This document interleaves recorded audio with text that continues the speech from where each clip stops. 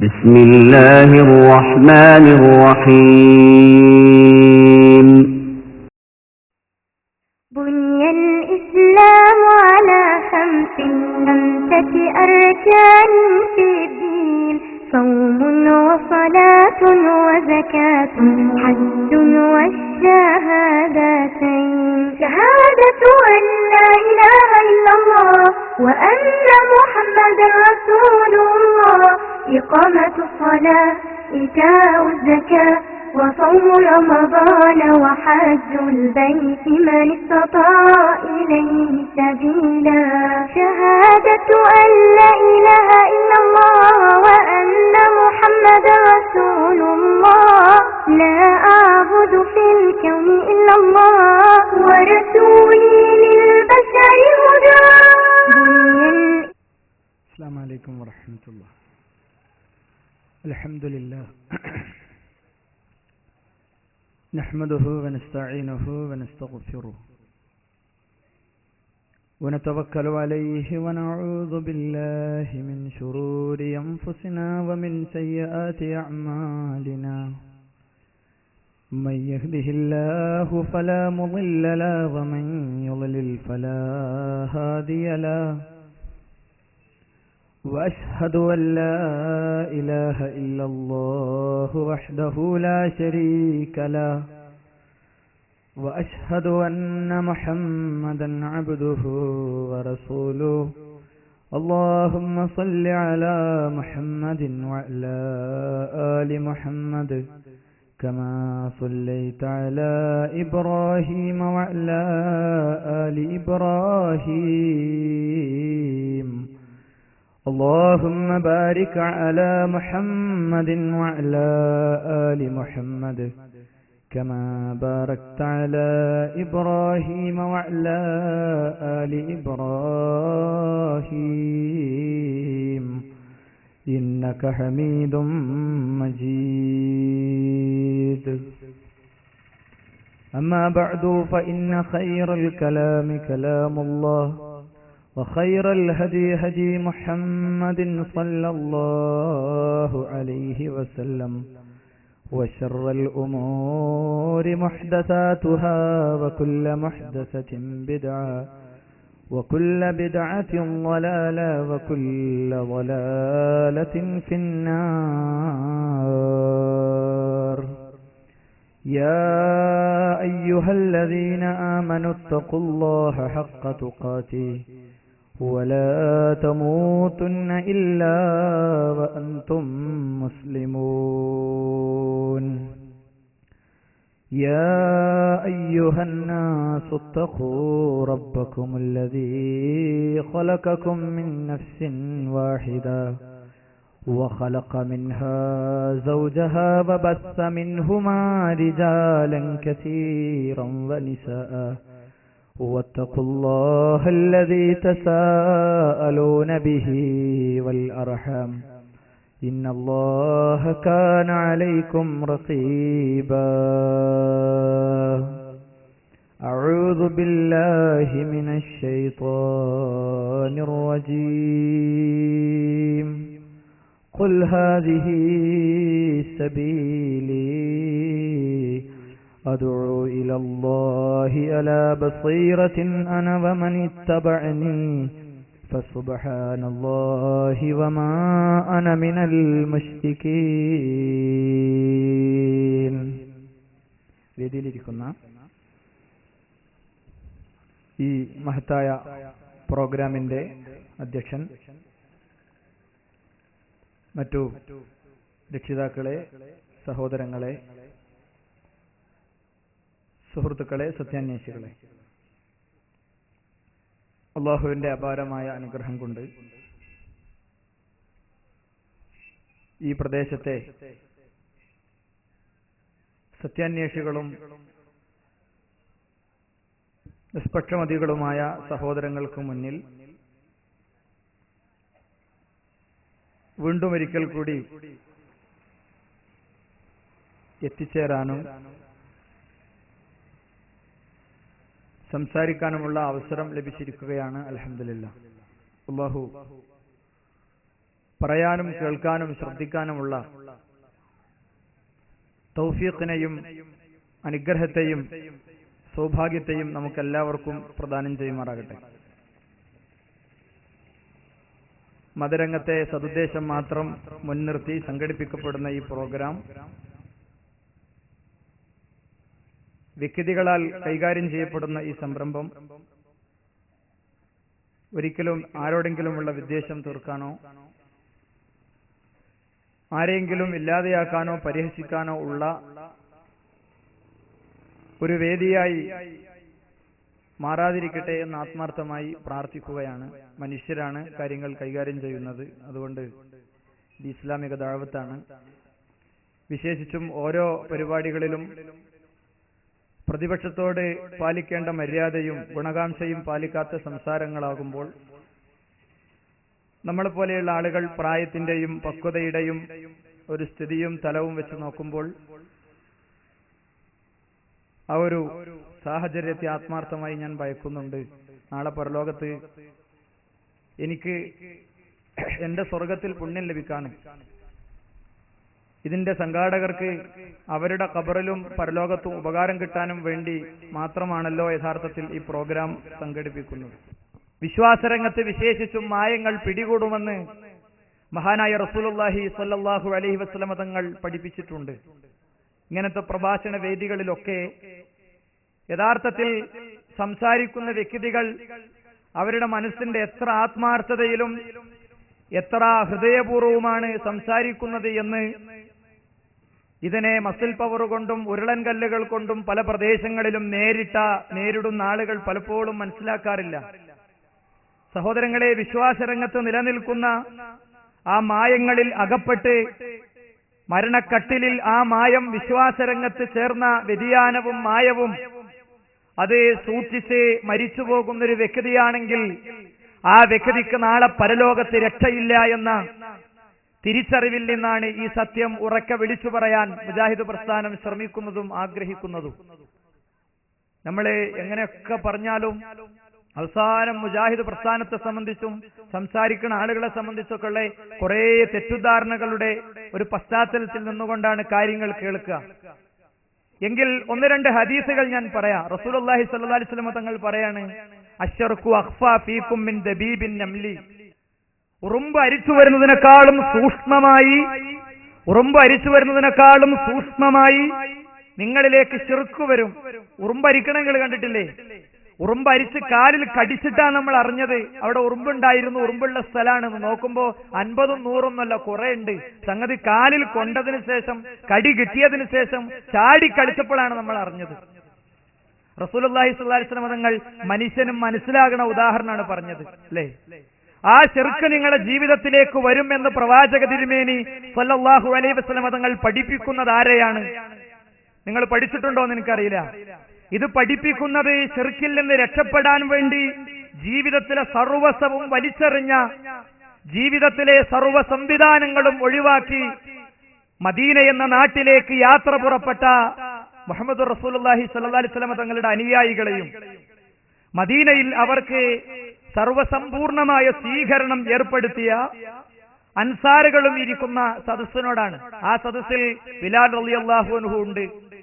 ശിർക്കിന്റെ വാചകം ഉരിയാടാൻ മനസ്സു വരാത്തതിന്റെ പേരിൽ മാത്രം മരുഭൂമിയിലെ ക്രൂരമായ പീഡനങ്ങളും താഡനങ്ങളും സഹിച്ചതിന്റെ ഓർമ്മകൾ അദ്ദേഹത്തിന്റെ മനസ്സിൽ നിന്നുമായും മുമ്പ് അന്ന് ശത്രുവേൽപ്പിച്ച പ്രഹരത്തിന്റെ മുറിപ്പാടുകൾ ശരീരത്തിൽ നിലനിൽക്കുമ്പോൾ നിങ്ങൾ ആലോചിച്ചു നോക്കൂ. മഹാനായ സ്വഹാബി ഇരിക്കുന്ന സദസ്സിനോട് മുഹമ്മദുർ റസൂലുള്ളാഹി സ്വല്ലല്ലാഹു അലൈഹി വസല്ലം തങ്ങൾ പറയാണ്, ശിർക്ക് നിങ്ങൾ സൂക്ഷിക്കണട്ടോ. ശിർക്ക് അതിസൂക്ഷ്മമായും രഹസ്യമായും നിങ്ങളുടെ ജീവിതത്തിൽ കയറി വരും. ഇവരോട് വരെ നബി ഇത് പറഞ്ഞിട്ടുണ്ടെങ്കിൽ പിന്നെ നമ്മളെ കാര്യം ആലോചിക്കേണ്ടതുണ്ട് സുഹൃത്തുക്കളെ. നിങ്ങൾ ആലോചിച്ചു നോക്കൂ. സ്വന്തം ഉമ്മ വീട്ടിന്റെ ഉമ്മറത്തിരുന്ന് കരയുന്നത് കേട്ടിട്ടാണ് മഹാനായ മിസ്അബ് ബിൻ ഉമൈർ റളിയല്ലാഹു അൻഹു അവസാനം എല്ലാം ത്യജിച്ച് ചരിത്രത്തിലെ തുല്യതയില്ലാത്തൊരു യാത്രക്ക് പുറപ്പെട്ടത്. ബാക്കിയുള്ള സ്വഹാബികളെല്ലാം യാത്രക്ക് പുറപ്പെടുമ്പോ മദീനത്ത് നേരത്തെ എത്തിപ്പെട്ട ചിലരെങ്കിലും ഉണ്ടായിരുന്നു. മിസ്അബ് ബിൻ ഉമൈർ റളിയല്ലാഹു അൻഹു എന്ന വലിയ മനുഷ്യൻ യാത്രക്ക് പുറപ്പെടുമ്പോ ജീവിതത്തിന്റെ ആവേശങ്ങളിൽ കഴിയുന്ന കാലത്ത് യുവത്വത്തിന്റെ ആവേശവും സമൂഹത്തിന്റെ മുഴുവൻ ആദരവിന്റെയും പ്രതീകവുമായൊരു വ്യക്തി അദ്ദേഹം യാത്ര പുറപ്പെടുന്ന സമയത്ത് മദീനയിൽ വേറെ ആരുമില്ല. മക്കത്തുനിന്ന് റസൂലുള്ളാഹി സ്വല്ലല്ലാഹി അലൈഹി വസല്ലം തങ്ങൾ സംസാരിച്ചുറപ്പിച്ച സഹായിക്കാമെന്ന് പറഞ്ഞ് ചില പ്രതീക്ഷിച്ച് ചെല്ലുന്ന ചില വ്യക്തികൾ മാത്രമാണ് അദ്ദേഹത്തിന്റെ മനസ്സിലെ ലക്ഷ്യവും പ്രതീക്ഷയും. ഞാൻ പറയണത് എന്താ അറിയോ? അപ്പൊ ഉമ്മ കരയുന്നുണ്ട്, മോനെ ഉമ്മന്റെ കുട്ടി പോകല്ലേ, ഉമ്മന്റെ കുട്ടി ഉപ്പയും ഉമ്മയും കാഫറാണ് എന്ന് വിശ്വസിക്കുന്ന ആളുകളുടെ കക്ഷിയിലേക്കും വിശ്വസിച്ചുകൊണ്ടും പുറപ്പെടല്ലേ എന്ന് പറഞ്ഞിട്ട് ഉമ്മ എനിക്ക് പോകാതിരിക്കാൻ നിർവാഹമില്ല എന്ന് പറഞ്ഞ് ആത്മാർത്ഥമായി യാത്ര പുറപ്പെട്ട ആ മുസ്തബ് ഇബ്നു ഉമൈർ റളിയല്ലാഹു അൻഹു ഇരിക്കുന്ന സദസ്സിനോടാണ് നിങ്ങളിൽ ശിർക്ക് പ്രവേശിക്കും എന്ന് പ്രവാചക തിരുമേനി സല്ലല്ലാഹു അലൈഹി വസല്ലം തങ്ങൾ പറയുന്നത്. അത് കേട്ടപ്പോ ഒരാൾ ചാടി എണീറ്റു. ആരാന്നറിയോ? മഹാനായ അബൂബക്കർ സിദ്ദീഖ് റളിയല്ലാഹു അൻഹു. സ്വാഭാവികമായും അദ്ദേഹത്തിന്റെ മനസ്സിൽ സംശയം ഉണ്ടായി, നബിയെ ഇനിയും ശിർക്കോ? നിങ്ങൾക്കറിയോ, ഇനിയും ശിർക്കോ എന്ന ചോദ്യത്തിന്റെ പിന്നിലെ ചരിത്രത്തിന്റെ ഒരു ഫ്ലാഷ് ബാക്ക് ഉണ്ട്. മഹാനായ റസൂലുള്ളാഹി സ്വല്ലല്ലാഹു അലൈഹി വസല്ലം തങ്ങളെ മക്കയിൽ അങ്ങാടിയിൽ വെച്ച് തൗഹീദ് പറഞ്ഞതിന്റെ പേരിൽ കയ്യേറ്റം ചെയ്യുന്ന ദിനങ്ങളിൽ, അതിക്രമിക്കുന്ന ദിനങ്ങളിൽ ആ റസൂലുള്ളാഹി സ്വല്ലല്ലാഹി അലൈഹി വസല്ലം തങ്ങൾക്ക് സപ്പോർട്ടുമായി എത്തുന്ന സിദ്ദീഖ് റളിയല്ലാഹു അൻഹുവിനെ കാണാം. ആ ഒരു ചരിത്ര പശ്ചാത്തലത്തിൽ നിന്നാണ് നമ്മൾ യഥാർത്ഥത്തിൽ ഈ വാചകത്തെ വായിക്കേണ്ടത്. അത് കഴിഞ്ഞ് ഒരു രാത്രിയിൽ തിരുനബി അദ്ദേഹത്തിന്റെ വീട്ടിന്റെ വാതിൽക്കൽ പോയി മുട്ടുമ്പോൾ വാതിലിൽ മുട്ടുന്ന മഹാനായ റസൂലുള്ളാഹി സ്വല്ലല്ലാഹി അലൈഹി വസല്ലം തങ്ങളുടെ മുട്ടൽ കേട്ടപ്പോൾ ചോദിച്ചു, ആരാണത്? ഇത് ഞാനാണ്, നബിയാണ്. ഈ സമയത്ത് നബി വരാൻ സാധ്യതയല്ലല്ലോ. കഥകളിലൂടെ എത്തി നോക്കിയ മകൻ അബ്ദുള്ള പറഞ്ഞു, ഉപ്പാ അത് നബി തന്നെയാണ്. എന്തേ നബി ഈ രാത്രി?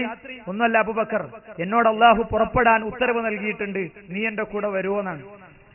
തൗഹീദിനു വേണ്ടി ഒറ്റപ്പെട്ടൊരു മഹാപ്രവാചകൻ, ചരിത്രത്തിൽ അമ്പിയാക്കൾ നിർവഹിച്ച യാത്രയുടെ തുടർച്ചയായ യാത്രക്കു വേണ്ടി കൂട്ടുകാരനെ തേടിയ ആ കൂട്ടുകാരൻ ഈ ചരിത്ര മുഹൂർത്തത്തിൽ നിന്നുകൊണ്ടാണ് ചോദിക്കുന്നത്, നബിയെ ഇനി ശിർക്കോ? അന്നത്തെ രാത്രി അവർ പുറപ്പെട്ടു അല്ലെ?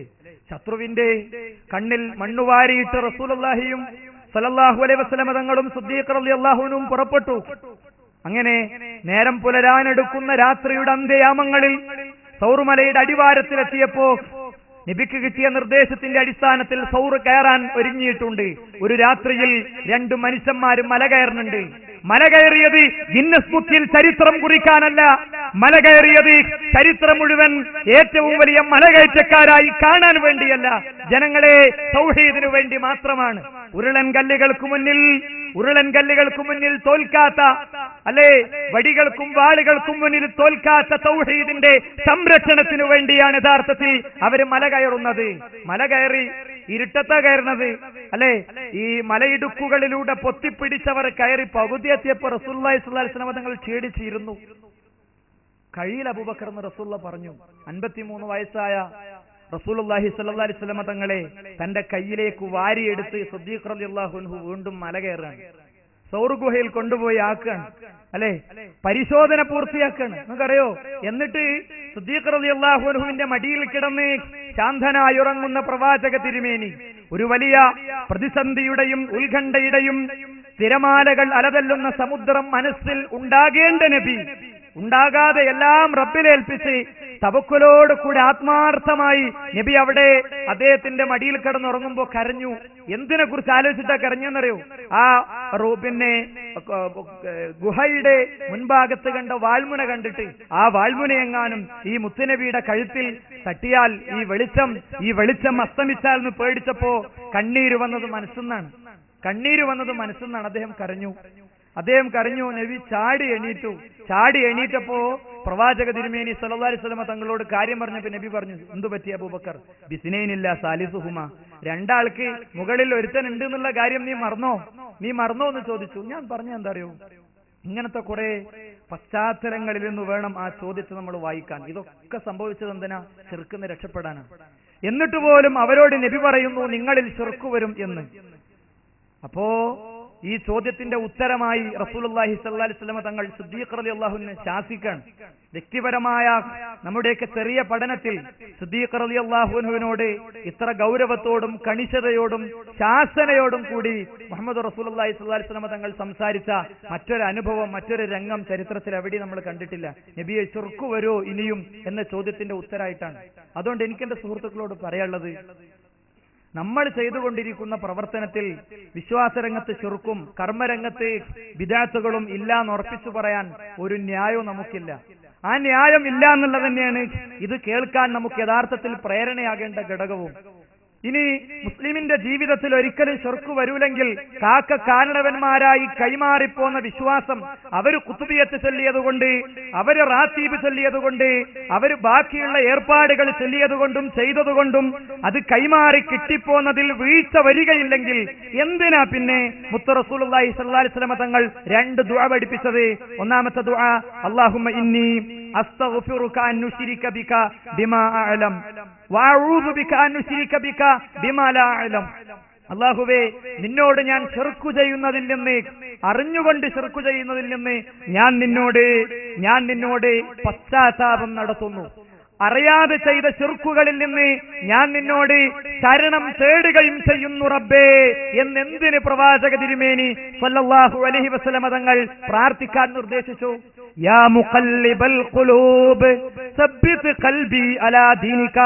ഹൃദയങ്ങളെ മാറ്റിമറിക്കുന്ന റബ്ബേ, എന്റെ ഹൃദയത്തെ നീ നിന്റെ മാർഗത്തിൽ തന്നെ ഉറപ്പിച്ചു നിർത്തണേ എന്ന് എന്തിന് പ്രാർത്ഥിക്കാൻ സമുദായത്തെ മുത്ത് റസൂലുള്ളാഹി സ്വല്ലല്ലാഹു അലൈഹി വസല്ലം തങ്ങൾ പഠിപ്പിച്ചു? മനുഷ്യ ഹൃദയം അത് സർവ്വലോക രക്ഷിതാവായ റബ്ബിന്റെ വിരലുകൾക്കിടയിലാണ്. അള്ളാഹു ഉദ്ദേശിച്ചാൽ അതിനെ മാറ്റിക്കളയും എന്ന് അള്ളാഹുവിന്റെ പ്രവാചക തിരുമേനി സ്വല്ലല്ലാഹു അലൈഹി വസല്ലം തങ്ങൾ പഠിപ്പിച്ചതിന് ശേഷം തുടരുന്നു. അതുകൊണ്ട് ഹൃദയങ്ങളെ മാറ്റിമറിക്കുന്ന സർവ്വലോക രക്ഷിതാവായ റബ്ബിനോട് ഹൃദയത്തെ ദീനിൽ തന്നെ ഉറപ്പിച്ചു നിർത്താൻ വേണ്ടി പ്രാർത്ഥിക്കണമെന്നാണ്. ഇല്ലാത്ത പൂച്ചയെ കൂരിരുട്ടത്ത് തപ്പാൻ മുത്ത് റസൂലുള്ളാഹി സ്വല്ലല്ലാഹി അലൈഹി വസല്ലം തങ്ങൾ നിർദ്ദേശിക്കോ? ആ പ്രാർത്ഥനന്റെ അർത്ഥം മനസ്സിലായാലേ എല്ലാ നിസ്കാരവും കഴിഞ്ഞ് നമ്മൾ ആ പ്രാർത്ഥന ചൊല്ലും. അതുപോലെ തന്നെ ഞങ്ങളോട് പറയാണ്, എന്റെ ജീവിതത്തിൽ ഒരു ശിർക്കും വരൂല, വാപ്പാന്റെ വാപ്പയായിട്ട് ചെയ്തു പോകുന്നത് തന്നെ ഉണ്ട്, അതെന്നെ വളരെ ക്ലിയർ ആണ് എന്ന ചിന്ത ഉണ്ടാകൂല അല്ലേ? എനിക്കാ പ്രാർത്ഥന മനസ്സിലായത് ഒരു മെയ് മാസത്തിലെ 25-ാം തീയതി ആയിരുന്നു. എന്റെ തൊട്ട അയൽവക്കത്ത് താമസിക്കുന്ന ഒരു സുഹൃത്ത് മാന്യമായി കുടുംബജീവിതം നയിച്ച് അന്നന്നാക്കിയുള്ളത് അധ്വാനിച്ച് കണ്ടെത്തി ജീവിക്കുന്ന ഒരു സുഹൃത്തെ, അദ്ദേഹം എന്ത് ചെയ്തെന്നറിയോ? അദ്ദേഹം താൻ വളർത്തിയിരുന്ന ആട്ടിൻകുട്ടിയുടെ കയറിൽ തന്റെ കഴുത്തിട്ടിട്ട് ജീവിതം അവസാനിപ്പിച്ചു. നാട്ടുകാർക്ക് എഴുതിയ കുറിപ്പിൽ അല്ലെങ്കിൽ ബന്ധുക്കൾക്ക് എഴുതിയ കുറിപ്പിൽ അനുബന്ധ സംസാരങ്ങളിൽ നിന്ന് ആളുകൾക്ക് മനസ്സിലായത് ഒരു വലിയ രോഗം അദ്ദേഹത്തിനുണ്ടായിരുന്നു. ആ വലിയ രോഗം അത് ക്ഷമിക്കാനും സഹിക്കാനും പറ്റണില്ല. ജൂൺ 1 സ്കൂൾ തുറന്നാൽ കുട്ടികൾക്ക് ബാഗും പുസ്തകവും അങ്ങനെ പലതും വേണം. നാട്ടുകാരെ മുന്നിൽ കൈനീട്ടാനുള്ള മാനസികാവസ്ഥ എനിക്കില്ല. അതുകൊണ്ട് എന്റെ വിധവയാകാൻ പോകുന്ന ഭാര്യയെയും യതീമുകളാകാൻ പോകുന്ന മക്കളെയും ഞാൻ നിങ്ങളെ ഏൽപ്പിക്കാണ് എന്ന് പറഞ്ഞ് അദ്ദേഹം രക്ഷപ്പെട്ടു. അല്ലെ, ഇതൊക്കെ ഒരു മിനിറ്റിന്റെ കാര്യമാണ്. ഒരു വലിയ പ്രതിസന്ധി, ഒരിക്കലും വിചാരിക്കാത്ത ഒരു മാനഹാനി, അല്ലെ, ഒരപകടം, നമുക്ക് വ്യക്തിപരമായി സഹിക്കാൻ കഴിയാത്തൊരു കാര്യം വന്നാൽ ചിലപ്പോൾ അങ്ങനെയൊക്കെ സംഭവിക്കാം. അതാ റസൂലുള്ളാഹി സ്വല്ലല്ലാഹി അലൈഹി വസല്ലം തങ്ങൾ പറഞ്ഞത്, യാ മുഖല്ലിബൽ ഖുലൂബ്, ഹൃദയങ്ങളെ മാറ്റിമറിക്കുന്ന റബ്ബേ, സബ്ബിത് ഖൽബി അലാ ദീനിക, എന്റെ ഹൃദയത്തെ നീ നിന്റെ മാർഗത്തിൽ തന്നെ ഉറപ്പിച്ചു നിർത്തണേ എന്ന് പ്രവാചക തിരുമേനി സ്വല്ലല്ലാഹു അലൈഹി വസല്ലം തങ്ങൾ പറഞ്ഞതിന്റെ അർത്ഥം അതാണ്. ഞാൻ പറഞ്ഞു വരുന്നത് എന്താ അറിയോ? അതുകൊണ്ട് തന്നെ നിരന്തരമായ പരിശോധനയും അന്വേഷണവും വേണം സുഹൃത്തുക്കളെ. മതരംഗത്ത് ഞാൻ സ്വീകരിക്കുന്ന കാര്യങ്ങളിൽ വീഴ്ച വന്നിട്ടുണ്ടോ, അബദ്ധം വന്നിട്ടുണ്ടോ എന്ന് നമ്മൾ അന്വേഷിക്കണം. ഉമർ റളിയല്ലാഹു അൻഹുവിനെക്കാളും വലിയ ഈമാനും ഇഖ്ലാസും തഖ്വയൊന്നും നമുക്കാർക്കും ഉണ്ടാവില്ലല്ലോ. ഈ അങ്ങാടിയിൽ ഇത് കേൾക്കണോരോ അല്ല എന്റെ സംസാരം പിന്നീട് ശ്രദ്ധിക്കുന്നവരോ ആയ സുഹൃത്തുക്കളൊക്കെ ചിന്തിക്കുക, ഉമർ റളിയല്ലാഹു അൻഹു ആരാ? റസൂലുള്ളാഹി സ്വല്ലല്ലാഹു അലൈഹി വസല്ലം തങ്ങളുടെയും അള്ളാഹുവിന്റെയും മാർഗത്തിൽ ജീവിതം തന്നെ സമ്പൂർണമായി സമർപ്പിച്ച മഹാമനുഷ്യൻ. അദ്ദേഹം പോലും വ്യക്തി ജീവിതത്തിൽ നടത്തിയ പരിശോധന നോക്കൂ നിങ്ങൾ. ഹുദൈഫ റളിയല്ലാഹുവിന്റെ അടുക്കലേക്ക് ചെല്ലാണ്. എന്നിട്ട് ഹുദൈഫനോട് അദ്ദേഹം ചോദിക്കുന്നുണ്ട്, ഹുദൈഫ, പ്രവാചക തിരുമേനി സല്ലല്ലാഹു അലൈഹി വസല്ലം തങ്ങൾ നിങ്ങൾക്ക് മുനാഫിഖീങ്ങൾ ആരാണെന്ന് പറഞ്ഞു തന്നിട്ടുണ്ടല്ലോ. ഞാനെങ്ങാനും ആ മുനാഫിഖ്യങ്ങളുടെ ലിസ്റ്റിലുണ്ടോ? നിങ്ങൾ സത്യമായിട്ടും പറയണമെന്നാണ്. ആരാ സഹോദരായി ചോദിക്കുന്നത്? അപ്പോ വിശ്വാസരംഗത്ത് നബിയുടെ ചുണ്ടു നോക്കി, നബിയുടെ അംഗചലനം നോക്കി പഠിച്ച ഒരു സ്വഹാബി പോലും തന്റെ വിശ്വാസം നിഫാഖിലേക്ക് എത്തിപ്പെടുന്നതിനെ പേടിച്ചിട്ടുണ്ടെങ്കിൽ പിന്നെ എന്തുറപ്പിന്റെ അടിസ്ഥാനത്തിലാണ് യഥാർത്ഥത്തിൽ നമ്മൾ മുന്നേറുന്നത്? ഒരുറപ്പും യഥാർത്ഥത്തിൽ സുഹൃത്തുക്കളെ നമുക്ക് പറയല്ല. അബൂ മുലൈക്കയിൽ നിന്ന് ഉദ്ധരിക്കുന്ന ഒരു റിപ്പോർട്ടിൽ കാണാം, റഅയ്തു ബിൽഅൻ വസലാസീന മിൻ അസ്ഹാബിൻ നബിയ്യി സ്വല്ലല്ലാഹു അലൈഹി വസല്ലം കുല്ലുഹും യഖാഫു നിഫാഖ അലാ നഫ്സിഹി. നബിയുടെ 30-ൽ ചില്ലാനം സ്വഹാബികളെ ഞാൻ കണ്ടിട്ടുണ്ട്. എല്ലാവരും നിഫാഖിനെ പേടിക്കണവരായിരുന്നു.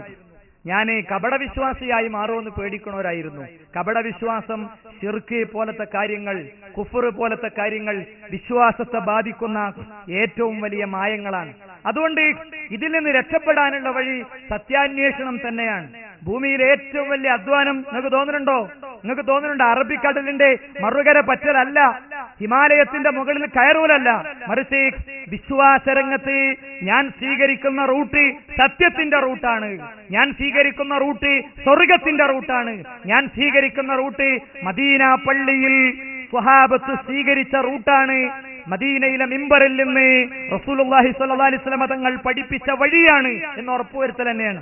ഭൗതികമായ കാര്യത്തിലൊക്കെ എന്തെല്ലാം ജാതി അന്വേഷണങ്ങൾ നമ്മൾ നടത്തും അല്ലെ? ഭൗതികമായ കാര്യത്തിൽ ഒരു 500ന്റെ നോട്ട് കിട്ടിയാൽ ഒന്ന് തിരിച്ചു മറിച്ച് നോക്കാതെ പോക്കറ്റിലിടുവോ? നിങ്ങൾ പറയും. ബസിന്റെ ടിക്കറ്റ് 2 KSRTC യാത്ര ചെയ്യാ, 2 ടിക്കറ്റ് ഒന്നിച്ചു വന്നു. ഒന്ന് കഴിഞ്ഞ ബസ് കയറിയ ടിക്കറ്റാ, പുതിയ ടിക്കറ്റ് ഏതാണെന്ന് ഉറപ്പുവരുത്തിയിട്ടല്ലേ മറ്റേത് ചുരുട്ടി വലിച്ചെറിയാ? ആണല്ലോ.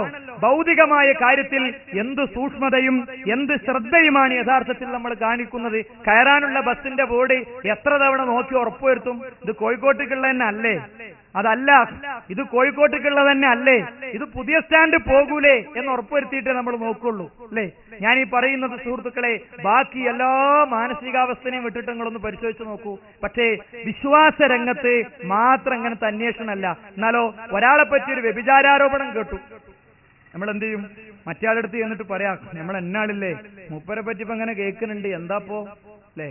അയാളെടുത്തുനിന്ന് കിട്ടിയൊരു വിവരം കൂടി കൂട്ടി വെച്ചിട്ട് അടുത്ത ആളോട്, ഞാൻ മറ്റേയാളോട് ചോദിച്ചപ്പോ അയാൾ പറഞ്ഞത് ഇങ്ങനെയാണ്. എന്താ നിങ്ങളടുത്ത് വല്ല വിവരമുണ്ടോ? ഇതിനെപ്പറ്റി ഭയങ്കര ഗവേഷണാണ്. എന്നാലോ ദീനീ രംഗത്ത് യാ ശൈഖ് യാ മുഹയ്യദ്ദീൻ എന്ന് വിളിക്കുന്നത് ശരിയാണോ തെറ്റാണോ? എന്റെ കയ്യിലും എന്റെ കഴുത്തിലും എന്റെ അരയിലും ഞാൻ ഏലസ് കെട്ടുന്നത് ശരിയാണോ തെറ്റാണോ? ഒരു മുസ്ലിമിനെ സംബന്ധിച്ചിടത്തോളം അവന്റെ ജീവിതത്തിൽ പടച്ച റബ്ബിനെ അല്ലാതെ വിളിക്കാമോ ഇല്ലയോ? സുബഹിന് ഞാൻ നമസ്കാരത്തിൽ കുനൂത്ത് ഓതേണ്ടതുണ്ടോ ഇല്ലയോ? ഇങ്ങനത്തത് ഏതെങ്കിലും ഒരു ഉസ്താദ് പരിഹസിച്ചും ചിരിച്ചും മറ്റുള്ളവരെ ആക്ഷേപിച്ചും നടത്തിയ ഒരു സംസാരത്തിൽ നിന്ന് കേൾക്കുക എന്നതിന്റെ അപ്പുറത്ത് ഒരു ഉറപ്പുവരുത്തലും ഒരു അന്വേഷണവും നമ്മൾ നടത്തലുണ്ടോ? ഇബ്രാഹിം അലൈഹിസ്സലാമിന്റെ ചരിത്രം പറയുന്നിടത്ത് വിശുദ്ധ ഖുർആൻ പറഞ്ഞൊരു കാര്യമുണ്ട്. ഇബ്രാഹിം അലൈഹിസ്സലാമ അള്ളാഹിനോട് ആവശ്യപ്പെട്ട കാര്യ. എന്താ അള്ളാഹിനോട് ആവശ്യപ്പെടുന്നത്? റബ്ബി അരിനി കൈഫ തുഹ്യിൽ മൗത, പടച്ചോനെ മരിച്ചവരെ എങ്ങനെയാണ് നീ ജീവിപ്പിക്കുകയെന്ന് എനിക്ക് നീ പറഞ്ഞു തരണം റബ്ബേ, എനിക്ക് നീ കാണിച്ചു തരണം റബ്ബേ. മണ്ണിൽ മറപ്പെട്ട മനുഷ്യൻ, അവന്റെ നുരുമ്പിച്ച് നശിച്ചുപോയ ശരീരം, അത് പിന്നീട് എങ്ങനെയാണ് അതിൽ നിന്ന് രണ്ടാമതും രൂപം പ്രാപിച്ച് കണ്ണും കാതും കയ്യും കിഡ്നിയുമായി അതെങ്ങനെ ഉയർത്തെഴുന്നേൽക്കുന്നു? നിന്റെ മഹ്ശറയിൽ നിനക്കവനെ എങ്ങനെ ഒരുമിച്ച് കൂട്ടാൻ കഴിയുന്നു എന്നത് എനിക്ക് കാണാവുന്ന വിധം നീ ഒന്ന് എനിക്ക് കാണിച്ചു തരണം പടച്ചോനെ. ചോദിക്കണത് ആരാ? ഇബ്രാഹിം അലൈഹിസ്സലാം. ഉടനെ പടച്ചോന്റെ ചോദ്യം എന്താ അറിയോ? ഇബ്രാഹിം നീ വിശ്വസിച്ചിട്ടില്ലേന്നാണ്. ബല, ഞാൻ വിശ്വസിച്ചിട്ടുണ്ട്. വിശ്വസിച്ചത് കൊണ്ട് തന്നെയാണ് ചോദിച്ചത്. വലാകിൻ ലിയത്മഇന്ന ഖൽബി, പക്ഷേ എന്റെ മനസ്സിനൊരു ഉറപ്പ് കിട്ടണം. അത് കണ്ണുകൊണ്ടാണ് കണ്ടിട്ട്, ആകാശത്ത് സൂര്യൻ ഉദിച്ചത് കണ്ണുകൊണ്ട് കണ്ടതുപോലെ ഒരുറപ്പ് എനിക്ക് കിട്ടണമെന്ന ആശയമാണ് അദ്ദേഹം സംസാരിക്കുന്നത്. ഉടനെ അല്ലാഹു സുബ്ഹാനഹു വ തആല അദ്ദേഹത്തിന് കാണാനുള്ള സംവിധാനം ചെയ്തു കൊടുത്തു എന്നാണ്. ഒരു പക്ഷിയെ പിടിച്ച് 2-3 കഷ്ണങ്ങളാക്കി അദ്ദേഹം ചെയ്ത രീതിയും പ്രവർത്തനവും 4 ദിക്കുകളിലായി കൊണ്ടുപോയി വെച്ച ആ പക്ഷിയെ പടച്ച റബ്ബ് രണ്ടാമത് ഒരുമിച്ച് കൂട്ടിയതുമൊക്കെ ചരിത്രത്തിൽ നമുക്ക് കാണാം. ഇതാണ് നമ്മൾ വിശ്വസിക്കുന്ന കാര്യങ്ങൾ കാലകീലകളും ഉമ്മാമക്കഥകളുമാകാതെ പ്രമാണങ്ങളിൽ നിന്ന് കാര്യങ്ങൾ ബോധ്യപ്പെടണമെന്നതാണ്. ഖുർആനിൽ നിന്ന് കാര്യങ്ങൾ ബോധ്യപ്പെടണം. ഏതാ പ്രമാണങ്ങൾ? വിശുദ്ധ ഖുർആൻ 4-ാമത്തെ അധ്യായം സൂറത്തുൻ നിസാഇന്റെ 59-ാമത്തെ വചനത്തിൽ പറഞ്ഞതുപോലെ ഫൈൻ തനാസഅതും ഫീ ശൈഇൻ, മതത്തിൽ നിങ്ങൾക്കിടയിൽ വല്ല വിഷയത്തിലും തർക്കമുണ്ടെങ്കിൽ ഫറുദ്ദൂഹു ഇലല്ലാഹി വറസൂൽ, നിങ്ങൾ ആ മതത്തിന്റെ പ്രമാണങ്ങളായ അല്ലാഹുവിലേക്കും റസൂലിലേക്കുമാണ് മടക്കേണ്ടത്. അല്ലാഹുവിലേക്ക് മടക്കുക എന്ന് പറഞ്ഞാൽ മനുഷ്യർക്ക് അതിജയിക്കാൻ കഴിയാത്ത, മനുഷ്യന്റെ എല്ലാ ചോദ്യങ്ങൾക്കും കൃത്യമായി ഉത്തരം പറയുന്ന, മനുഷ്യരായ 1000 കേന്ദ്രങ്ങളും 1000 ശക്തികളും 1000 തവണ ശ്രമിച്ചിട്ടും ചരിത്രത്തിന്റെ 14 യുഗങ്ങളെ അതിജീവിച്ച് മനുഷ്യ മനസ്സുകളിൽ കല്ലിൽ കൊത്തിവെച്ചതിലേറെ വൃത്തിയിൽ രേഖപ്പെട്ട് കിടക്കുന്ന വിശുദ്ധ ഖുർആനിലെ യൂറോപ്പിന്റെയും പാശ്ചാത്യന്റെയും പൗരസ്ത്യന്റെയും മുഴുവൻ എല്ലാ വെല്ലുവിളികളെയും അതിജീവിച്ച് ചരിത്രത്തിന്റെ വിരിമാറിൽ ഒരിക്കലെങ്കിലും ഒരാൾക്കെങ്കിലും ഒരക്ഷരത്തിലെങ്കിലും തൊടാൻ കഴിയാതെ അല്ലാഹുവിന്റെ ഗ്രന്ഥമായി അചഞ്ചലമായി ഉന്നതമായി നിൽക്കുന്ന ഗ്രന്ഥമില്ലേ, ആ ഗ്രന്ഥത്തിലേക്കും മടങ്ങി ഒരുറപ്പുവരുത്തൽ സുഹൃത്തുക്കളെ നടത്താൻ അല്ലാഹു നിർദ്ദേശിക്കുന്നു. രണ്ടാമത്തതോ റസൂലുള്ളാഹിന്റെ ചര്യയാണ്. അത്ഭുതങ്ങളിലെ മറ്റൊരു അത്ഭുതമായ റസൂലുള്ളാഹി സ്വല്ലല്ലാഹി അലൈഹി വസല്ലം തങ്ങളുടെ ചര്യ അല്ലേ. അത്ഭുതങ്ങളുടെ അത്ഭുതമാണ് ഹദീസ് എന്നത് മറ്റൊരു സാഹചര്യത്തിലും മറ്റൊരു സന്ദർഭത്തിലും നമ്മൾ പഠിക്കേണ്ട വിഷയമാണ്. മൊബൈൽ ഫോണില്ല, അതിവേഗ യാത്രക്കുള്ള സൗകര്യമില്ല, ഒന്നുമില്ല. പക്ഷെ ആ കാലഘട്ടത്തിലും ലക്ഷക്കണക്കിന് പ്രവാചക തിരുമേനി സല്ലല്ലാഹു അലൈഹി വസല്ലം തങ്ങളുടെ ഹദീസ് ഉദ്ധരിച്ച പരമ്പരകളിലെ ഓരോ വ്യക്തിയുടെയും ചരിത്രം വരി തെറ്റാതെ അക്ഷരം തെറ്റാതെ എഴുതപ്പെട്ടിട്ടുണ്ട്. ആ വ്യക്തിയെ കാണുന്നത് പോലെ പേജിൽ അദ്ദേഹത്തിന്റെ ജീവചരിത്രത്തിന്റെ നാനാവശങ്ങളെയും കാണാനും വായിക്കാനുള്ള സൗകര്യമുണ്ട്. അത് ഖുർആനിനെ റബ്ബ് സംരക്ഷിക്കുമെന്ന വാക്ക് പടച്ച റബ്ബ് തന്നെ പാലിച്ചതാണ്. സമയത്തിൽ ബർക്കത്ത് കിട്ടിയ വലിയ മനുഷ്യന്മാരാണ് ഈ സേവനം യഥാർത്ഥത്തിൽ ഇസ്ലാമിക സമൂഹത്തിനു വേണ്ടി ചെയ്തു കൊടുത്തത്. നിങ്ങൾ ആലോചിച്ച് നോക്കൂ, ഈ ഖുർആനിലേക്കും സുന്നത്തിലേക്കും തിരിച്ചു വന്നുകൊണ്ടുള്ള ഒരു അന്വേഷണവും ഒരു പഠനവുമാണ് മൂന്നാമത്തെ പ്രോഗ്രാമിലും എനിക്ക് എന്റെ സുഹൃത്തുക്കളോട് ആമുഖമായി ആവശ്യപ്പെടാനുള്ളത്. അതിന് നിങ്ങൾ വാങ്ങേണ്ട പരിഭാഷ TK അബ്ദുള്ള മൗലവിന്റെ പരിഭാഷ തന്നെയാണ്. ഞാൻ കഴിഞ്ഞ പ്രസംഗത്തിൽ പറഞ്ഞത് ആവർത്തിക്കാം. KV കൂച്ചനാട് മുസ്ലിയാർ, അബ്ദുറഹിമാൻ മഖ്ദൂമി പൊന്നാനി, ഇങ്ങനെയുള്ള സുന്നി പണ്ഡിതന്മാർ മിക്ക വിഷയങ്ങളിലും അവര് ഖുർആനുമായി ബന്ധപ്പെട്ട് പുലർത്തേണ്ട മര്യാദകൾ പുലർത്തിയിട്ടുണ്ട്. അപൂർവം ചില ആയത്തുകൾ വിശദീകരിച്ചപ്പോഴാണ് ദുർവ്യാഖ്യാനത്തിന്റെ പ്രവണതയും കാര്യങ്ങളും അവരെടുത്ത് വന്നിട്ടുള്ളത് എന്ന് സാന്ദർഭികമായി ഞാൻ പറയാണ്. അല്ലെ, നിങ്ങൾ ആലോചിച്ച് നോക്കൂ, ഖുർആനിന്റെ കേവല പാരായണത്തിലൂടെ രാവിലെ ഒരു പേജ് ഓതുന്നതുകൊണ്ടോ റമളാൻ മാസം വരുമ്പോ 30 ഖത്തം തീർക്കുന്നതുകൊണ്ടോ ഖുർആനോടുള്ള ബാധ്യത സഹോദര തീരുന്നുണ്ടോ? ഉണ്ടോ? നിങ്ങൾ എന്നോട് പറയൂ. വിശുദ്ധ ഖുർആനാകുന്ന മഹാഗ്രന്ഥം ആയിരങ്ങളെ അതിജയിച്ച് 100,000 വെല്ലുവിളികളെ എതിർത്തു തോൽപ്പിച്ച് നിരക്ഷരനായ ഒരു പ്രവാചകന്റെ ചുണ്ടിലൂടെ ലോകം ശ്രദ്ധിച്ച മഹത്തായ വേദഗ്രന്ഥം, ആ വേദഗ്രന്ഥം വീട്ടിലെ ഷെൽഫിൽ വെച്ച് എപ്പോഴെങ്കിലും ഒരു പേജ് ഓതുന്നത് കൊണ്ട് അതിനോടുള്ള ബാധ്യത തീരുന്നാണോ നിങ്ങൾ വിചാരിച്ചിരിക്കുന്നത്? ആണോ? അർത്ഥറിയാത്ത പാരായണം കൊണ്ട് ബാധ്യത തീരുകയില്ല. KV കൂറ്റനാട് മുസ്ലിയാരുടെ ഖുർആൻ പരിഭാഷയിൽ നിന്നൊരു ഭാഗം ഞാൻ വായിക്കാം. ഖുർആൻ വളരെ ബർക്കത്തുള്ള ഒരു ഗ്രന്ഥമാണ്. അത് ഓതിയാൽ വളരെ പുണ്യമുണ്ട്. എന്നാൽ അത് വെറും നാവുകൊണ്ട് ഉരുവിട്ടുകൊണ്ടുള്ള പുണ്യം മാത്രം നേടിയാൽ പോരെന്നും അതിന്റെ അർത്ഥം ശരിക്ക് പഠിച്ച് ജീവിതത്തിൽ പകർത്തണമെന്നും ഈ വാക്യം പഠിപ്പിക്കുന്നു. ഖുർആൻ പരിഭാഷകൾ വെച്ച് ഖുർആനിനെ മാക്സിമം പഠിക്കാവുന്ന സ്രോതസ്സുകൾ വെച്ച് പഠിക്കണമെന്നത് മുജാഹിദുകൾ പ്രചരിപ്പിക്കുന്ന ഒരു ആദർശമല്ല. ഖുർആൻ പരിഭാഷകൾക്കെതിരിൽ വിലക്ക് വന്നപ്പോൾ മുഴുവൻ വിലക്കുകളെയും ചവിട്ടിത്തെറിപ്പിച്ച് ഖുർആൻ വ്യാഖ്യാനത്തിനു വേണ്ടി മനസ്സു കാണിച്ച പണ്ഡിതനാണ് KV കൂറ്റനാട് മുസ്ലിയാർ. പക്ഷെ അതിന്റെ ക്രെഡിറ്റ് സമസ്തക്കില്ല. എന്തുകൊണ്ടറിയോ? ഖുർആൻ പരിഭാഷ രചിച്ചതിന്റെ പേരിൽ KV കൂറ്റനാട് മുസ്ലിയാർ കാഫിറാണെന്ന് സമസ്ത സെക്രട്ടറി ഫത്വ പുറപ്പെടുവിച്ചു എന്ന ഫത്വ ഇന്നും നിലനിൽക്കുകയാണ്. ആ മഹാപണ്ഡിതൻ പറയാണ്, ഖുർആൻ വളരെ ബർക്കത്തുള്ള ഒരു ഗ്രന്ഥമാണ്. അത് ഓതിയാൽ വളരെ പുണ്യമുണ്ട്. എന്നാൽ അത് വെറും നാവുകൊണ്ട് ഉരുവിട്ടുകൊണ്ടുള്ള പുണ്യം മാത്രം തേടിയാൽ പോരെന്നും അതിന്റെ അർത്ഥം ശരിക്ക് പഠിച്ച് ജീവിതത്തിൽ പകർത്തണമെന്നും ഈ വാക്യം പഠിപ്പിക്കുന്നു. കോതകുർശിയിലെ മനുഷ്യരെ, കോതകുർശിയിലെ സത്യാന്വേഷികളെ, ഇത് നിങ്ങൾക്ക് സ്വീകരിക്കാൻ കഴിയുമോ? ഇത് നിങ്ങൾക്ക് സ്വീകരിക്കാൻ കഴിയുമെങ്കിൽ ആയിരക്കണക്കിന് രൂപ ഭൗതിക വിഷയങ്ങൾക്ക് നമ്മൾ ചെലവാക്കുന്നുണ്ട്. ആ ചെലവിന്റെ എത്രയോ ചെറിയൊരു ശതമാനം കൊടുത്ത് ബഹുമാന്യരായ സുന്നി പണ്ഡിതന്മാര് എഴുതിയ പരിഭാഷകൾ വാങ്ങി വീട്ടിൽ വെച്ച് ആലോചനാപൂർവം ഉള്ള ചിന്താപൂർവമുള്ള ഒരു പഠനത്തിന് നിങ്ങൾ സമയം കണ്ടെത്തി നോക്കൂ.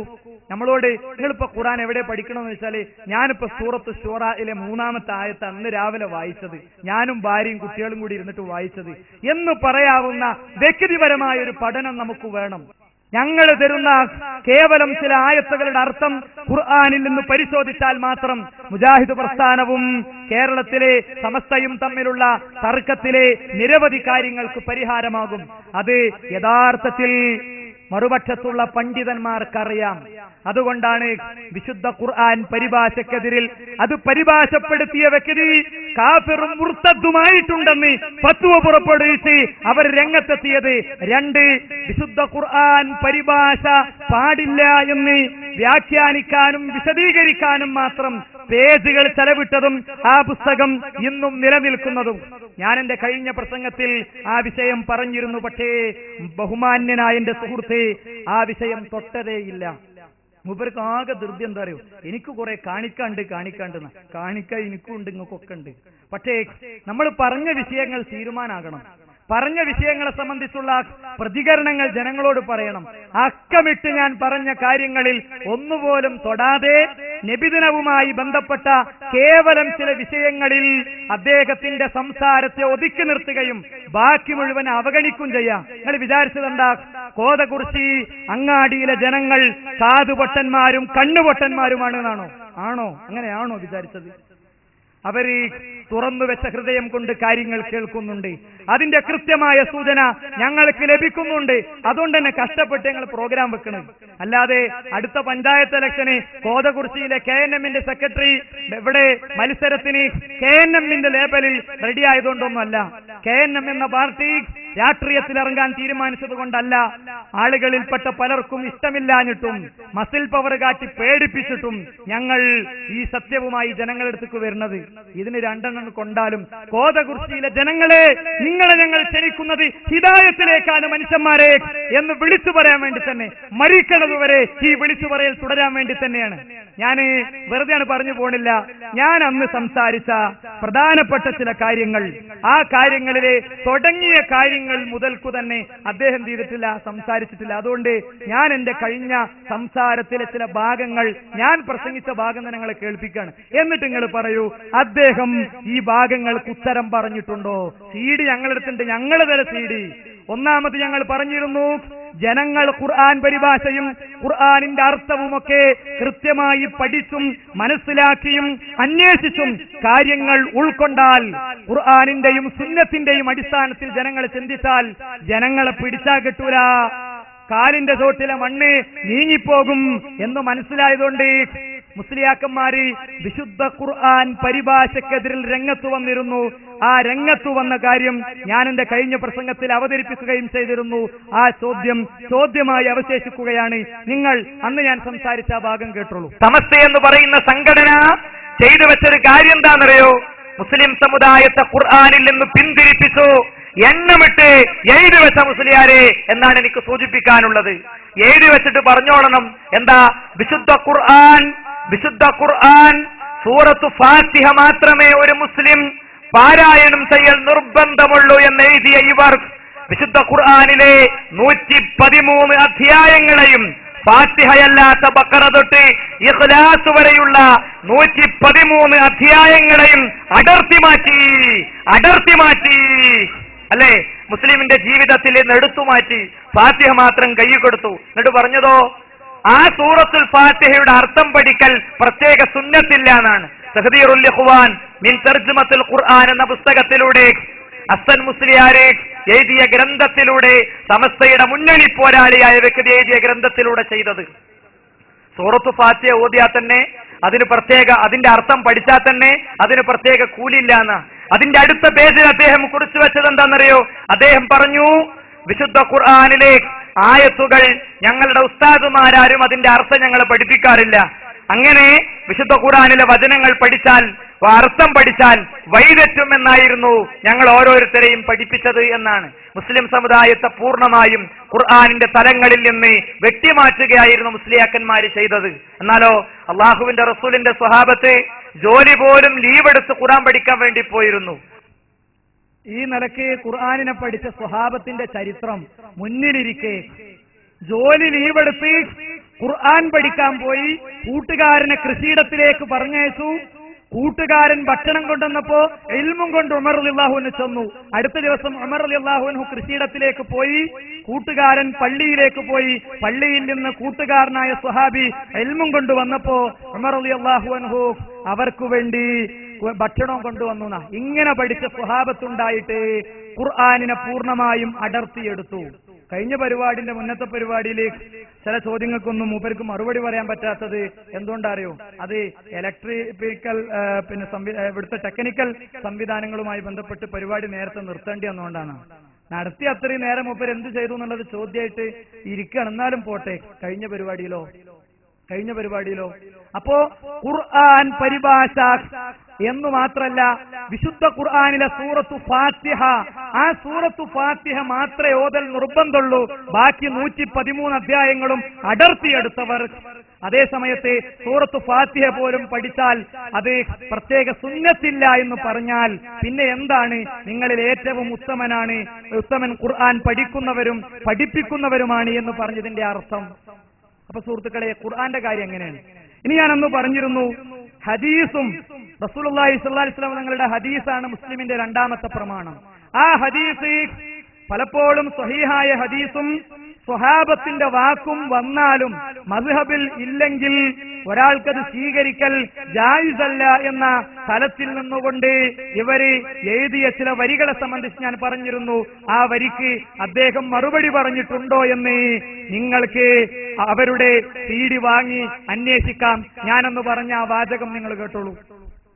ഈ ഖുർആനിനെ അടർത്തി മാറ്റി എന്ന് മാത്രമല്ല, രണ്ടാമത്തെ പ്രമാണം റസൂലുള്ളാഹിന്റെ സ്വല്ലല്ലാഹു അലൈഹി വസല്ലം തങ്ങളുടെ സുന്നത്താണ്. ആ സുന്നത്തിനെ കുറിച്ച് എഴുതിയത് പച്ച മലയാളാണ് സഹോദര. ഇത് പറയാനുള്ള അവകാശമാണ് ഞങ്ങൾ ചോദിച്ചത്.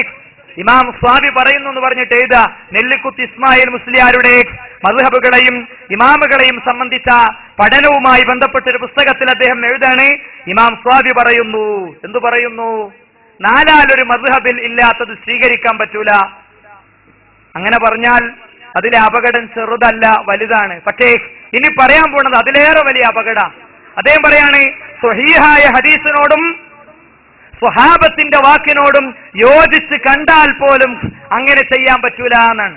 സ്വഹീഹായ ഹദീസ് എന്ന് പറഞ്ഞാൽ മുത്ത് റസൂലുള്ളാഹി സ്വല്ലല്ലാഹു അലൈഹി വസല്ലം തങ്ങളുടെ ചുണ്ടിൽ നിന്ന് മദീന പള്ളിയിലും മക്കത്തും ത്വായിഫിലും അല്ലാത്ത സ്ഥലങ്ങളിലും സ്വഹാബത്ത് കേട്ടുപഠിച്ച കാര്യങ്ങൾ, പരമ്പരയായി ഉദ്ധരിച്ച കാര്യങ്ങൾ, ഇമാം ബുഖാരിയെ പോലെയുള്ള പണ്ഡിതന്മാർ കുടുംബജീവിതം പോലും മറന്ന് ഹദീസ് ശേഖരണത്തിനു വേണ്ടി ജീവിതം ചെലവാക്കിയപ്പോൾ അവര് മുസ്ലിം ഉമ്മത്തിന് എത്തിച്ചു തന്ന വചനങ്ങൾ, ആ വചനങ്ങൾ ഉണ്ടെങ്കിൽ തന്നെ ഇമാം ഷാഫിഇയോ ഇമാം മാലിക്കോ ഇമാം അഹ്മദോ ഇമാം അബൂ ഹനീഫയോ റഹിമഹുമുല്ലാഹ് ആരെങ്കിലും അഭിപ്രായം പറയാതെ ആ വിഷയത്തെക്കുറിച്ച് ഒന്നും മിണ്ടിയിട്ടില്ലെങ്കിൽ സ്വീകരിക്കാൻ പറ്റില്ല എന്നാണ്. സ്വഹാബത്ത് പറഞ്ഞാലും സ്വീകരിക്കാൻ പറ്റില്ല എന്നാണ്. ആരാണ് നബിയെ തള്ളിയത്? ആരാണ് സ്വഹാബത്തിനെ തള്ളിയത്? ആരാണ് സ്വഹാബത്തിനെ തള്ളിയത് എന്ന ചോദ്യമായി ഇവിടെ അവശേഷിക്കുകയാണ്. ഇനി 4 മദ്ഹബുകളിലെയും ഇമാമിയങ്ങളെ സംബന്ധിച്ച് ഇവർ എഴുതിയ ഒരു വരി എന്താ അറിയോ? എല്ലാ കർമ്മശാസ്ത്ര മസലകളും ഇമാം ഷാഫിഈ രേഖപ്പെടുത്തിയിട്ടില്ല. എല്ലാ മസലയും പറയാൻ ഒരു മനുഷ്യന് സാധ്യവുമല്ല എന്നാണ്. കർമ്മശാസ്ത്രത്തിലെ എല്ലാ മസലകളും ഇമാം ഷാഫിഈ റഹിമഹുല്ലാഹ് രേഖപ്പെടുത്തിയിട്ടില്ല. എല്ലാ മസലയും പറയാൻ ഒരു മനുഷ്യന് സാധ്യവുമല്ല എന്നാണ്. അപ്പോ റസൂലുള്ളാഹി സ്വല്ലല്ലാഹു അലൈഹി വസല്ലം തങ്ങളുടെ സ്വഹീഹായ ഹദീസ് വന്നു. പക്ഷേ ഇമാം ഷാഫിഈ റഹിമഹുള്ളാഹ്ക്ക് അത് രേഖപ്പെടുത്താൻ കഴിഞ്ഞിട്ടില്ല. അതോടുകൂടെ അത് സ്വീകരിക്കപ്പെടുന്നതിൽ നിന്ന് ജനങ്ങൾക്കുള്ള അവസരം നഷ്ടപ്പെടുകയാണ്. ഇതെന്തുമാത്രം ഇതെന്തുമാത്രം മതവിരുദ്ധമായ ആശയമാണ് സുഹൃത്തുക്കളെ. ഈ മതവിരുദ്ധമായ ആശയം നിങ്ങൾ പ്രചരിപ്പിച്ചിട്ടുണ്ട്, അതിനുള്ള ഉത്തരം പറയൂ മുസ്ലിയാക്കന്മാരെ എന്നാണ് ഞങ്ങൾ ആവശ്യപ്പെട്ടത്. പക്ഷേ ഞങ്ങൾക്ക് അതിനുള്ള മറുപടി കിട്ടിയിട്ടില്ല. ഇനി ഖുർആനിനെയും സുന്നത്തിനെയും മനുഷ്യ മനസ്സുകളിൽ നിന്ന് അടർത്തി മാറ്റി അത് മുസ്ലിയാക്കന്മാർക്ക് കബറും പുറത്തും മരിച്ചോടത്തും മാത്രം ഓതാനുള്ള കിതാബാക്കി മാറ്റിയെങ്കിൽ ജനങ്ങൾ ഖുർആൻ പരിഭാഷയും ബാക്കിയുള്ളതൊക്കെ വായിക്കാനും പഠിക്കാനും തുടങ്ങിയപ്പോൾ ഇവർ ചെയ്തത് എന്താണെന്നറിയോ? ഖുർആനിൽ ഉള്ള ആയത്തിന്റെ ഹർക്കത്തും അതിന്റെ അർത്ഥവും തിരുത്തി. മുഹമ്മദ് റസൂലുള്ളാഹി സ്വല്ലല്ലാഹി അലൈഹി വസല്ലം തങ്ങളുടെ ചുണ്ടുകൊണ്ട് സ്വഹാബത്ത് പള്ളിയിൽ നിന്ന് കേട്ടു പഠിച്ചതും കോടിക്കണക്കിന് മനുഷ്യർ പാരായണം ചെയ്തതുമായ ഖുർആനിലെ ആയത്തിന്റെ ഹർക്കത്തും തിരുത്തി അർത്ഥവും തിരുത്തി. ഞാൻ ആ വിഷയം പറഞ്ഞിരുന്നു. കോതകുർശിക്കാരെ, നിങ്ങൾ കേട്ടിരുന്നു ഇവിടെ കൊണ്ടുവന്ന മുസ്ലിയാരുടെ, ഇവിടെ സംസാരിച്ച മുസ്ലിയാരുടെ നീണ്ട മണിക്കൂറുകളിൽ വ്യക്തിപരമായി എന്നെ ആക്ഷേപിച്ചതല്ലാതെ ഒരു പരാതിയില്ല. ആ വഴിക്ക് കുറച്ച് കൂലി പടച്ചോന്റെ അടുത്ത് നിന്ന് കിട്ടാനുള്ള തൗഫീഖുണ്ട്. ഞാൻ ഈ ഇസ്ലാമിന്റെ പുറത്തുള്ള ആളാണെങ്കിൽ തന്നെ, ഞാൻ ഇസ്ലാമിന്റെ പുറത്തുള്ള ആളാണ് നിങ്ങൾ കൂട്ടിക്കോ. മുസ്ലിയാരെ ഭാഷയിലും മുസ്ലിയാക്കന്മാരുടെ രീതി അങ്ങനെയാണല്ലോ. എന്നാലും ഒരു വ്യക്തിയെ വ്യക്തിപരമായി ആക്ഷേപിക്കുന്ന പദപ്രയോഗങ്ങൾ പാടുണ്ടോ ഇല്ലേ എന്നുള്ളത് ഈ സദസ്സ് വിലയിരുത്തണം. എന്നിട്ട് ഞാൻ അദ്ദേഹത്തെ ചീത്ത പറഞ്ഞു എന്ന് അദ്ദേഹം പറഞ്ഞിരുന്നു. ഞാൻ അദ്ദേഹത്തെ ചീത്ത പറഞ്ഞ അരവരി മുസ്ലിയാർ തെളിയിച്ചാൽ കോതകുറിശി അങ്ങാടിയിൽ ഞാൻ മാപ്പ് പറയും. അതുകൊണ്ടാണ് ഞാൻ പറഞ്ഞത്, ബോധപൂർവ്വം ഒരു വാക്കും ഞാൻ പറയാറില്ല. ഇത് ഇസ്ലാമിക ദഅവത്താണ്. ഇതിന് എനിക്ക് കൂലിട്ടാൻ വേണ്ടി മാത്രം ഞാൻ ഈ കഷ്ടപ്പെടുന്നത്. സ്വാഭാവികമായിട്ടും മനുഷ്യനാണ്. എവിടെങ്കിലൊക്കെ വരികളിലോ അക്ഷരങ്ങളിലോ ഏറിയിട്ടുണ്ടെങ്കിൽ മരിക്കണിന്റെ മുമ്പ് മുസ്ലിയാരോട് ആ വിഷയത്തിൽ അദ്ദേഹത്തോട് മാപ്പ് ചോദിക്കേണ്ടത് എന്റെ ബാധ്യതയാണ്. അത് ഞാൻ ചെയ്യും. പക്ഷേ ഞാൻ ചെയ്യാത്തതിന്റെ പേരിൽ പറയരുത്. എങ്കിൽ നിങ്ങൾ കേട്ടോ, ഇനി ഖുർആനിൽ ഇല്ലാത്ത ആയത്ത് ഉണ്ടാക്കിയ ഇവർ ഞങ്ങളെ കഴിഞ്ഞ പ്രസംഗത്തിൽ ചോദിച്ചിട്ടില്ലേ അത്, എന്നിട്ട് എന്തേ നിങ്ങൾ പറയാതിരുന്നത്? ഞാൻ അന്ന് ചോദിച്ച ആ ഭാഗം നിങ്ങൾ കേട്ടോ. ഖുർആനിൽ ഇല്ലാത്ത ആയത്ത് ഇവരുണ്ടാക്കി, ഖുർആനിൽ ഇല്ലാത്ത ആയത്ത് ഇവരുണ്ടാക്കി. ഇല്ലെങ്കിൽ നിങ്ങൾ ഇല്ല എന്ന് പറയണം. അള്ളാഹുവിന്റെ റസൂലിന്റെ ജന്മവുമായി ബന്ധപ്പെട്ട് ഒരു വാചകം. എന്താ വാചകം? നബിയെ, നിങ്ങൾ ഇല്ലായിരുന്നുവെങ്കിൽ ഞാൻ ഈ പ്രപഞ്ചത്തെ പടക്കില്ലായിരുന്നു. ലൗലാക ലമാ ഖലഖതുൽ അഫ്ലാഖ്. നബിയെ, നിങ്ങളില്ലായിരുന്നുവെങ്കിൽ ഈ പ്രപഞ്ചത്തെ ഞാൻ പടക്കില്ലായിരുന്നു. ബ്രാക്കറ്റിൽ വീക്കു. നമ്മുടെ കുട്ടികൾ പോയി ചോദിച്ചു, ഉസ്താദെ വീക്കു എന്ന് പറഞ്ഞ വിശുദ്ധ ഖുർആൻ അല്ലേ? ഖുർആനിലെ എത്രാമത്തെ ആയത്താണിത്? ഉടനെ ഉസ്താദിന്റെ മറുപടി, മോനെ അത് വിശുദ്ധ ഖുർആൻ എന്നല്ല, വിശുദ്ധ ഖുദ്സിയായ ഹദീസ് എന്നാണ് അവിടെ ഉദ്ദേശിച്ചത്. അവിടെ ഉദ്ദേശിച്ചത് വിശുദ്ധ ഖുദ്സിയായ ഹദീസാണ്. അപ്പൊ കുട്ടി വിട്ടില്ല. അങ്ങനെയാണെങ്കിൽ ഉസ്താദെ, വിശുദ്ധ ഖുദ്സിയായ ഹദീസ് എന്ന് പറഞ്ഞ സ്വഹീഹായ ഹദീസിന്റെ കൂട്ടത്തിൽ ഏറ്റവും ദർജയുള്ള ഹദീസല്ലേ? അതെവിടെയുള്ളത് അല്ലേ? ഉടനെ പിന്നെ പോത്ത് പട്ടി പോലത്തെ ചില പ്രയോഗങ്ങളും മൈക്ക പിടിച്ചു വലിക്കലാണ് ഉണ്ടായത്. ഇത് ഞങ്ങൾ അന്വേഷിച്ചതും ഞങ്ങൾ ചോദിച്ചതും അങ്ങനെ ഉണ്ടായിട്ടുണ്ടോ? എന്താ അതിന്റെ വിശദീകരണം? നിങ്ങൾ ഖുർആനിൽ ഇല്ലാത്ത ആയത്ത് ഉണ്ടാക്കിയിട്ടുണ്ടോ? നിങ്ങൾ ഇല്ലെങ്കിൽ ഇല്ലാന്ന് പറയും. ഞങ്ങൾ ഉണ്ടാക്കിയിട്ടില്ല, ഞങ്ങളത് ചെയ്തിട്ടില്ല. ഇവിടെ സംസാരിച്ച മൗലവി അത് ഞങ്ങളെ സംബന്ധിച്ച് കളവ് പറഞ്ഞതാണ് എന്ന് നിങ്ങൾ പറയൂ എന്ന് ഞങ്ങൾ ആവശ്യപ്പെട്ടിരുന്നു. പക്ഷേ ഞങ്ങൾക്ക് മറുപടി കിട്ടിയിട്ടില്ല എന്ന് മുസ്ലിയാർ പറയുന്നത് പോലത്തെ വർത്താനല്ല എന്റെ സംസാരം എന്ന് ബോധ്യപ്പെടുത്താനാണ് ഞാൻ ഈ ഭാഗങ്ങൾ നിങ്ങളെ കേൾപ്പിക്കുന്നത്. ഇനി ഖുർആനിൽ ഇല്ലാത്ത ആയത്ത് ഉണ്ടാക്കിയ ഇവർ ഖുർആനിൽ ഉള്ള ആയത്തിന്റെ ഹർക്കത്ത് തിരുത്തിയിട്ടുണ്ട്. ഖുർആനിൽ ഇല്ലാത്ത ആയത്താണ് ഇപ്പൊ കേട്ടത്. ഖുർആനിൽ ഇല്ലാത്ത ഒരായത്ത്, ഒരു കള്ള ഹദീസ്, മൗദൂആയ ഹദീസ്, മൗദൂഇന് പണ്ഡിതന്മാർ ഉദാഹരണം പറഞ്ഞ ഹദീസ്, ആ ഹദീസിനെ ആയത്തായി അവതരിപ്പിച്ചതാണ് ഇപ്പൊ നിങ്ങൾ കേട്ടത്. ഇനിയോ ഖുർആനിൽ ഉള്ള നിങ്ങളൊക്കെ എത്രയോ തവണ പാരായണം ചെയ്ത ആയത്തിൽ വസ്തഗ്ഫറ ലഹുമുർ റസൂലു എന്നത് റസൂല എന്നാക്കി മാറ്റി ഇവരുടെ തർക്കത്തിലിരിക്കുന്ന വിഷയങ്ങൾക്കുള്ള തെളിവുണ്ടാക്കാൻ നോക്കൽ ഞങ്ങൾ കൈയോട് പിടികൂടിയത് ഞാൻ എന്റെ കഴിഞ്ഞ പ്രസംഗത്തിൽ പറഞ്ഞിരുന്നു. ആ പറഞ്ഞതിന് ഉത്തരല്ല. നിങ്ങൾ അദ്ദേഹത്തിനോട് നമ്മൾ അന്ന് ചോദിച്ച ചോദ്യം കേട്ടോളൂ. ഖുർആനിൽ ഉള്ള ആയത്ത് തിരുമറി നടത്തി ഇല്ലേ? ജൂതന്മാർ പോലും ചെയ്യാത്ത കൈക്രിയ ഖുർആനിന്റെ പേരിൽ 2-3 എഡിഷനുകളിലൂടെ സമർത്ഥമായി മുസ്ലിയാക്കന്മാർ ഒപ്പിച്ചു. വിശുദ്ധ ഖുർആനിലെ സൂറത്തുൻ നിസായിലെ ആയത്ത് വസ്തഗ്ഫറ ലഹുമുർ റസൂലു, നബി അവർക്ക് വേണ്ടി പൊറുക്കലിനെ തേടിക്കൊടുക്കും അല്ലാഹുവോട് എന്ന പദപ്രയോഗത്തെ, നബി അവർക്ക് വേണ്ടി പൊറുക്കലിനെ തേടുമെന്ന പ്രയോഗത്തെ റസൂലുള്ളാഹിയോട് അവർ പൊറുക്കലിനെ തേടുമെന്നാക്കി മാറ്റി. അത് അച്ചടിപ്പശകല്ലേ എന്നാണ് ചില ആളുകൾ ചോദിച്ചത്. അല്ല, സമർത്ഥമായി 2-3 എഡിഷനുകളിലൂടെ ഖുർആനിൽ ഉള്ള ആയത്തിന്റെ ഹർക്കത്ത് തിരിമറി നടത്തി. റസൂലുള്ളാഹി സ്വല്ലല്ലാഹു അലൈഹി വസല്ലം തങ്ങൾ പഠിപ്പിക്കാത്ത രീതിയിലാക്കി മാറ്റി. ഇതിനും ഞങ്ങൾക്ക് ഉത്തരം കിട്ടിയിട്ടില്ല. ഇല്ലാത്ത ആയത്തുണ്ടാക്കിയവർ, ഉള്ള ആയത്തിന്റെ ഹർക്കത്തും അർത്ഥവും തിരുത്തിയവർ, അള്ളാഹുവിന്റെ കിതാബിൽ സമസ്ത പണ്ഡിതന്മാരെ തഫ്സീറിൽ പോലും കൊടുത്ത അർത്ഥത്തിലെ ഒരു വാക്ക്, അതും മർമ്മപ്രധാനമായ വാക്ക്, അതും തർക്കത്തിലിരിക്കുന്ന വിഷയങ്ങളുടെ ദിശ നിർണയിക്കുന്ന വാക്ക്, ഇയ്യാക നഅ്ബുദു മാത്രം കട്ടു. ആ വെട്ടിമാറ്റി, ആ കറ്റതിനെ കുറിച്ചും വെട്ടിമാറ്റിയതിനെ കുറിച്ചും ഞാൻ എന്റെ കഴിഞ്ഞ പ്രസംഗത്തിൽ ചോദിച്ചിരുന്നു. ആ ചോദിച്ച ചോദ്യത്തോട് എന്തുത്തരമാണ് മുസ്ലിയാർ നൽകിയത്? ഞാനന്ന് ചോദിച്ച ചോദ്യം നിങ്ങൾ കേട്ടോളൂ. ഉള്ള ആയത്തിന്റെ അർത്ഥം തിരുത്തി ഇയ്യാക നഅ്ബുദു വ ഇയ്യാക നസ്തഈൻ എന്നതിന് കേവി കൊടുത്ത അർത്ഥം എന്താ? മുസ്ലിം സമുദായം പഠിക്കണം. കേവിയുടെയും ടീക്കയുടെയും വലിയ ഖാദിയുടെയും തഫ്സീർ കിട്ടാൻ ഒരു കോടിയൊന്നും കൊടുക്കണ്ട. ഒരൊറ്റ ഡ്രസ്സിങ്ങിന് പോകുമ്പോ എത്ര ഉറുപ്പ്യ നമ്മൾ ടെക്സ്റ്റൈൽസിൽ കൊടുക്കുന്നുണ്ട്. ഭാര്യയെ കൊണ്ടോ മക്കളെ കൊണ്ടോ ആശുപത്രിയിൽ പോകുമ്പോ അവിടുത്തെ ക്യാഷ് കൗണ്ടറിൽ നിന്ന് ആദ്യം എടുക്കണേ. പിന്നെ ഡോക്ടറെ കാണാനുള്ള ട്രീറ്റ്മെന്റ് ഫീ എത്രയാണ്? ആ ഫീന്റെ അത്രയൊന്നും വരൂല. ടീക്കന്റെ തഫ്സീറിന് എടുത്തു വായിക്കുങ്ങള്. ഇയ്യാക നഅ്ബുദു വ ഇയ്യാക നസ്തഈൻ, നിന്നെ മാത്രം ആരാധിക്കുന്നു, നിന്നോട് മാത്രം സഹായവേട്ടം നടത്തുന്നു എന്നാണെങ്കിൽ സുഹൃത്തുക്കളെ, വമ്പിച്ചട്ടിമറി സുന്നത്ത് ജമാഅത്ത് ഖുർആനിൽ എന്ന പുസ്തകത്തിലൂടെ ഒരു മുസ്ലിയാർ നടത്തി. ഇതിലെ മാത്രം കാണാനല്ല, വിശുദ്ധ ഖുർആനിലെ ഈ ആയത്തിന്റെ അർത്ഥം കേവി കൊടുത്ത അർത്ഥം മാറ്റിയിട്ട് പറഞ്ഞു മാത്രം അവിടെ അർത്ഥം പറയൽ ദുർവ്യാഖ്യാനാണ്. അപ്പൊ ഞങ്ങൾ ചോദിച്ചു, കേവി ദുർവ്യാഖ്യാനക്കാരനാണോ? മാത്രം എന്ന അർത്ഥം അവിടെ പറയൽ അട്ടിമറിയാണ്. കേവി അട്ടിമറിക്കാരനാണോ? അങ്ങനെയാണെങ്കിൽ അട്ടിമറിക്കാരനായ കേവിക്ക് ജനാസ നിസ്കരിക്കാമോ? അദ്ദേഹത്തെ നേതാവായി അംഗീകരിക്കാമോ? അദ്ദേഹത്തെ പരമ്പരയിൽ എണ്ണാമോ എന്നൊക്കെ ഞങ്ങൾക്ക് സുഹൃത്തുക്കളെ ചോദിക്കേണ്ടി വന്നു. അപ്പൊ നിങ്ങൾ നോക്കൂ, മൂന്നാമത്തെ കാര്യം അല്ലെ, ഇല്ലാത്ത ആയത്തുണ്ടാക്കി ഉള്ള ആയത്തിന്റെ ഹർക്കത്തും അർത്ഥവും മാറ്റി. മൂന്നാമത്തത്, ആയത്തിന്റെ അർത്ഥത്തിൽ കൃത്യമായ അട്ടിമറി നടത്തി. സമസ്തയിലെ ആലിമീങ്ങൾ തന്നെ കൊടുത്ത അർത്ഥം അത് തിരിമറി നടത്തി. എന്നിട്ട് അത് ദുർവ്യാഖ്യാനമാണ് അങ്ങനെ അർത്ഥം കൊടുക്കലെന്ന് പറഞ്ഞു. ആ നിലക്ക് പറഞ്ഞ കാര്യങ്ങൾ, അതുമായി ബന്ധപ്പെട്ട് ഞങ്ങൾ ചോദിച്ച ചോദ്യങ്ങൾ, അതിനെന്ത് വിശദീകരണമാണ് കോതകുർശിക്കാര് കേട്ടത്? ഇനി ഇതുമായി ബന്ധപ്പെട്ട് മറ്റൊരു കാര്യം ഇന്ന് ഞങ്ങൾ പറയുകയാണ്. അതെന്താണെന്നറിയോ? വിശുദ്ധ ഖുർആനിലെ ഗൈബുമായി ബന്ധപ്പെട്ട ഒരു ആയത്ത് സംവാദവേദിയിൽ വെച്ച്, കൊട്ടപ്പുറം സംവാദവേദിയിൽ വെച്ച് കാന്തപുരം മുസ്ലിയാർ അർത്ഥം കൊടുത്തു. എന്താ?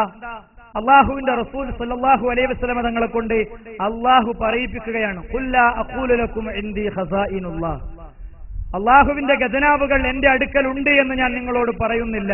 ഒരു കാര്യം. രണ്ടാമത്തത്, എനിക്ക് ഗൈബ് അറിയും എന്നും നിങ്ങളോട് പറയുന്നില്ല. ഞാൻ മലക്കാണ് എന്നും ഞാൻ നിങ്ങളോട് പറയുന്നില്ല എന്ന ആയത്തിനെ അദ്ദേഹം എന്താക്കി മാറ്റിയെന്നറിയോ? അള്ളാഹുവിന്റെ ഖജനാവ് എന്റെ അടുത്ത് ഉണ്ട്, അത് ഞങ്ങളോട് പറയുന്നില്ല. അള്ളാഹുവിന്റെ ഖജനാവ് എന്റെ അടുത്ത് ഉണ്ട്, പക്ഷേ ഉണ്ട് എന്ന് പറഞ്ഞിങ്ങനെ ഞാൻ നടക്കണില്ല. പിന്നെ എനിക്ക് ഗൈബ് അറിയും, പക്ഷേ അത് ഞാൻ നിങ്ങളോട് പറയുന്നില്ല എന്നാക്കി കാന്തപുരം മാറ്റിയിട്ടില്ലേ? ഇല്ലെങ്കിൽ ഇല്ല എന്ന് പറയുങ്ങള്. ഇല്ല എന്ന് പറഞ്ഞാൽ കോതകുർശിക്കാരെ മുന്നിൽ ഭംഗിയായി ആ വിഷയം ഞങ്ങൾ അവതരിപ്പിക്കും.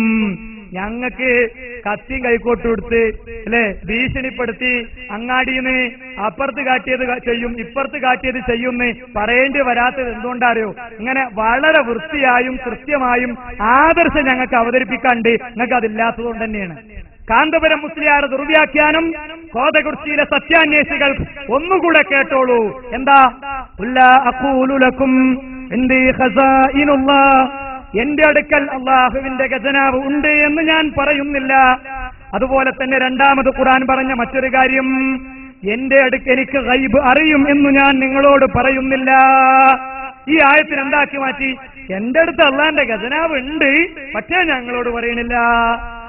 എനിക്ക് അള്ളാന്റെ ഗൈബ് അറിയും, പക്ഷേ ഞങ്ങളോട് പറയണില്ല എന്നാ. അന്ന് തന്നെ ബഹുമാനനായ AP അദ്ദേഹത്തോട് ചോദിച്ചിരുന്നു, മുസ്ലിയാരെ എന്റെ ബാക്കിയും കൂടി ഇങ്ങോട്ട് ഓതി. എന്താ ബാക്കി? ഞാൻ മലക്കാണ്, ഞങ്ങളോട് പറയണില്ല എന്നാണോ? വലാ അഖൂലു ലക്കും ഇന്നി മലക്കുൻ, ഞാൻ മലക്കാണ്, പക്ഷേ ഞങ്ങളോട് പറയുന്നില്ല എന്നാണോ? അപ്പൊ സുഹൃത്തുക്കളെ, വേഷഭൂഷാദികളിലും അതുപോലെ തന്നെ കൈകരുത്തിലും മസിൽ പവറിലും അല്ല യഥാർത്ഥത്തിൽ സത്യം കിടക്കുന്നത് നിങ്ങൾ മനസ്സിലാക്കിക്കോളി. ഈ വേഷത്തിന്റെയും ഈ ഹാവഭാവാദികളുടെയും മധ്യത്തിൽ നമ്മുടെ വിശ്വാസത്തിൽ അതൊക്കെ കണ്ടിട്ട് ഇവരൊക്കെ ഇപ്പൊ അങ്ങനെ ചെയ്യോ നിങ്ങൾ വിചാരിക്കുന്നുണ്ടെങ്കിൽ അവരങ്ങനെ ചെയ്തിട്ടുണ്ട്, ചെയ്തുകൊണ്ടിരിക്കുന്നുണ്ട് എന്നതിന്റെ തെളിവായിട്ടാണ് ആറാമത്തെ കാര്യമായി ഞാനിത് പറയുന്നത്. ഇനി ഇല്ലാത്ത ഹദീസ് ഉണ്ടാക്കിയിട്ടില്ലേ? ബുഖാരിയുടെ പേരിൽ കള്ള ഹദീസ് ഉണ്ടാക്കിയതിനെ കുറിച്ച് ഞാൻ എന്റെ കഴിഞ്ഞ പ്രസംഗത്തിൽ പറഞ്ഞിട്ടില്ലേ? എന്നിട്ടെന്തേ എനിക്ക് കാണിക്കാണ്ട് എന്ന ബേജാറിൽ അദ്ദേഹം ഈ കാര്യങ്ങളെ മുഴുവൻ അവഗണിച്ചത്? കറണ്ട് ഓഫായിട്ടില്ലല്ലോ, LCD കുഴപ്പം വന്നിട്ടില്ലല്ലോ. LCD കുഴപ്പം വന്നാലും ഇത് വിശദീകരിക്കാൻ LCD ആവശ്യമില്ലല്ലോ. എന്താ നിങ്ങൾ പറയാതിരുന്നത്? നിങ്ങൾ ഇല്ലാത്ത ഹദീസ് ഉണ്ടാക്കിയതിന്റെ സാമ്പിൾ, ബുഖാരിയിലെ ഇല്ലാത്ത ഹദീസ് ഉണ്ടാക്കിയതിന്റെ സാമ്പിൾ കഴിഞ്ഞ പ്രസംഗത്തിൽ ഞാൻ ഉദ്ധരിച്ച ഭാഗം കോതകുർശിയിലെ ജനങ്ങൾ വീണ്ടും കേൾക്കട്ടെ. ഇല്ലാത്ത ഹദീസ് ഉണ്ടാക്കി, ഇല്ലാത്ത ഹദീസ് സുന്നത്ത് ജമാഅത്ത് ഹദീസിൽ എന്ന പുസ്തകത്തിലൂടെ ഒരു മുസ്ലിയാര് ഇല്ലാത്തൊരു ഹദീസ് ഉണ്ടാക്കിയത് കേട്ടോ. ഉമർ റളിയല്ലാഹുവിന്റെ കാലത്ത് ഒരു ഇമാമിന്റെ കീഴിലായി റമളാൻ 30 ദിവസവും തറാവീഹ് 20 റക്അത്ത് നിസ്കരിച്ചതും ബ്രാക്കറ്റിൽ ബുഖാരി 1/269 കിതാബ് സൗമ്. ഇങ്ങനെ ഉണ്ടോ? ഇങ്ങനെ കാണിച്ചാൽ മുസ്ലിയാര് പറയുന്നത് ഞാൻ കേൾക്കും. അള്ളാഹുവിന്റെ റസൂലിന്റെ പേരിൽ കള്ള ഹദീസ് ഉണ്ടാക്കി ബുഖാരിയുടെ പേരിൽ ചേർത്ത ഈ രീതി ചെയ്തവരാണോ റസൂലുള്ളാഹിനെ നിന്ദിച്ചത്? അതല്ല ഞങ്ങളാണോ? ഇത് തുറന്നു പറഞ്ഞ് ജനങ്ങളെ ഇതിൽ നിന്ന് മോചിപ്പിക്കുമ്പോ ചില ആളുകൾക്ക് ഹാലിളകാണ് അല്ലെ? മുജാഹിദ് പ്രസ്ഥാനത്തിന് ഒരൊറ്റ ഹദീസും ഉണ്ടാക്കേണ്ടി വന്നിട്ടില്ല. ഇല്ലാത്ത ഹദീസാണിത്. ഉമർ റളിയല്ലാഹുവിന്റെ കാലത്ത് ഒരു ഇമാമിന്റെ നേതൃത്വത്തിൽ 20 റക്അത്ത് റസൂലുള്ളാഹിന്റെ പള്ളിയിൽ നമസ്കരിച്ചു എന്ന ഹദീസ് ബുഖാരിയിൽ ഒരു മുസ്ലിയാർക്കും കാണിച്ചു തരാൻ കഴിയില്ല. ഉറപ്പാണ്, ഞാൻ കൃത്യമായിട്ട് പറയും. ഇങ്ങോട്ട് വാ എന്ന് വേണമെങ്കിൽ എനിക്കും വിളിക്കാം. പക്ഷെ ഇതെന്താ പറയുക, ഇതൊക്കെ ഒരു മര്യാദയും മാന്യതയൊക്കെ ഉണ്ട്. ഒരു വേദി കൈകാര്യം ചെയ്യുമ്പോൾ ആ മര്യാദയും മാന്യതൊക്കെ വേണം.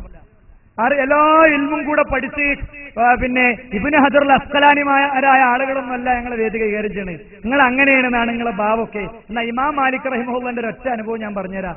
40 ചോദ്യത്തിന് ഇല്ല അറിയില്ല എന്നുള്ള ഉത്തര കിട്ടിയത്.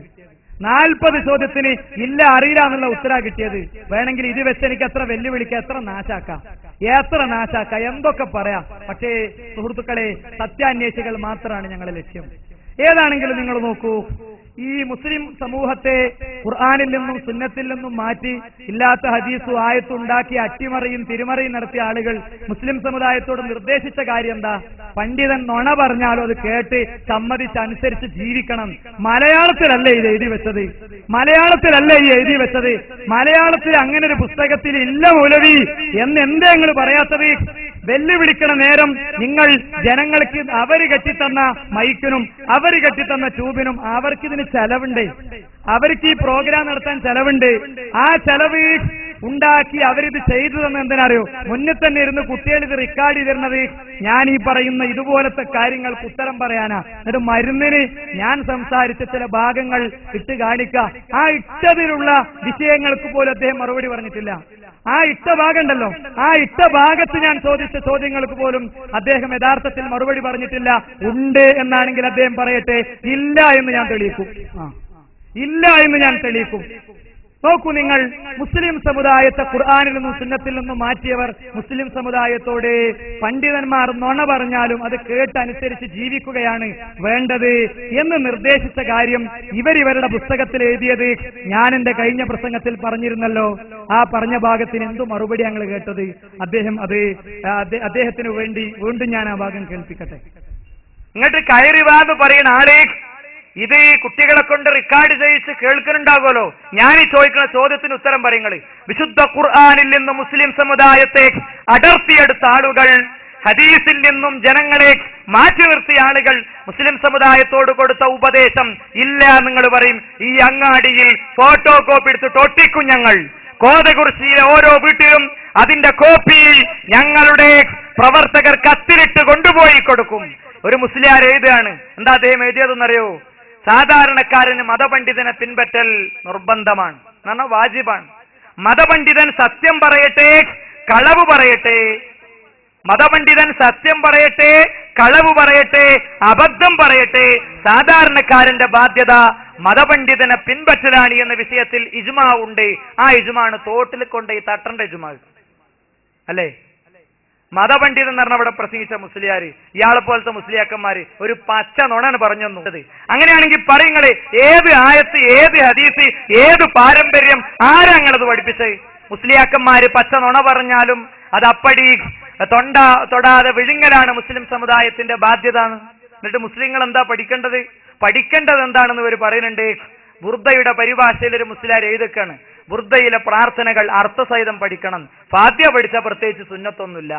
ബുർദയിലെ പ്രാർത്ഥന പഠിക്കലോ വലിയ ഫضലുള്ള കാര്യ, ഇല്ലെങ്കിലോ ഇഖ്ലാസ് കിട്ടൂലെന്ന. ഫാത്തിഹ ഓതുമ്പോ ഇഖ്ലാസ് കിട്ടിയിട്ടില്ലെങ്കിൽ ഒരു ഖുർആനും സുന്നത്തൊന്നും പഠിക്കണ്ട, ഖുർആനും സുന്നത്തും പഠിക്കണ്ട, പണ്ഡിതന്മാര് പറയണം നുണ കേട്ട് ജീവിച്ചാൽ മതി, പിന്നെ പഠിക്കാണെങ്കിൽ പഠിക്കേണ്ടത് ബുർദയാണ് എന്ന് നിങ്ങൾ എഴുതി വെച്ചിട്ടില്ലേ? അത് ഞങ്ങൾ കഴിഞ്ഞ തവണ ചോദിച്ചിട്ടില്ലേ? എന്ത് ഉത്തരമാണ് ഇതിനുള്ളത്? ഇത് നിങ്ങൾ ഉത്തരം പറഞ്ഞിട്ടുണ്ടെങ്കിൽ ആ ഉത്തരം പറഞ്ഞ് നിങ്ങൾ ഇവിടെ ഇട്ട് കേൾപ്പിക്കും. ഇല്ല, മൗലവി പറഞ്ഞത് കളവാണ്, കണ്ടോളൂ ഉത്തരം ഞാൻ അന്ന് പറഞ്ഞിട്ടുണ്ടോ നിങ്ങൾ പറയും ജനങ്ങളോട്. ഇതെന്താ അറിയോ, മുസ്ലിയാക്കന്മാർക്ക് വേദി കയറിയാ പലതും പറയണം, പല ആളുകളെയും പൊക്കണം, വലുതാക്കണം, ഓരോ ശൈഖന്മാരാക്കണം, അവരെ കാലം കഴിഞ്ഞാൽ അവരെ ഖബറുകൊണ്ട് ജീവിക്കണം. അതിന് പലതും പലപ്പോഴും പറയേണ്ടി വരും.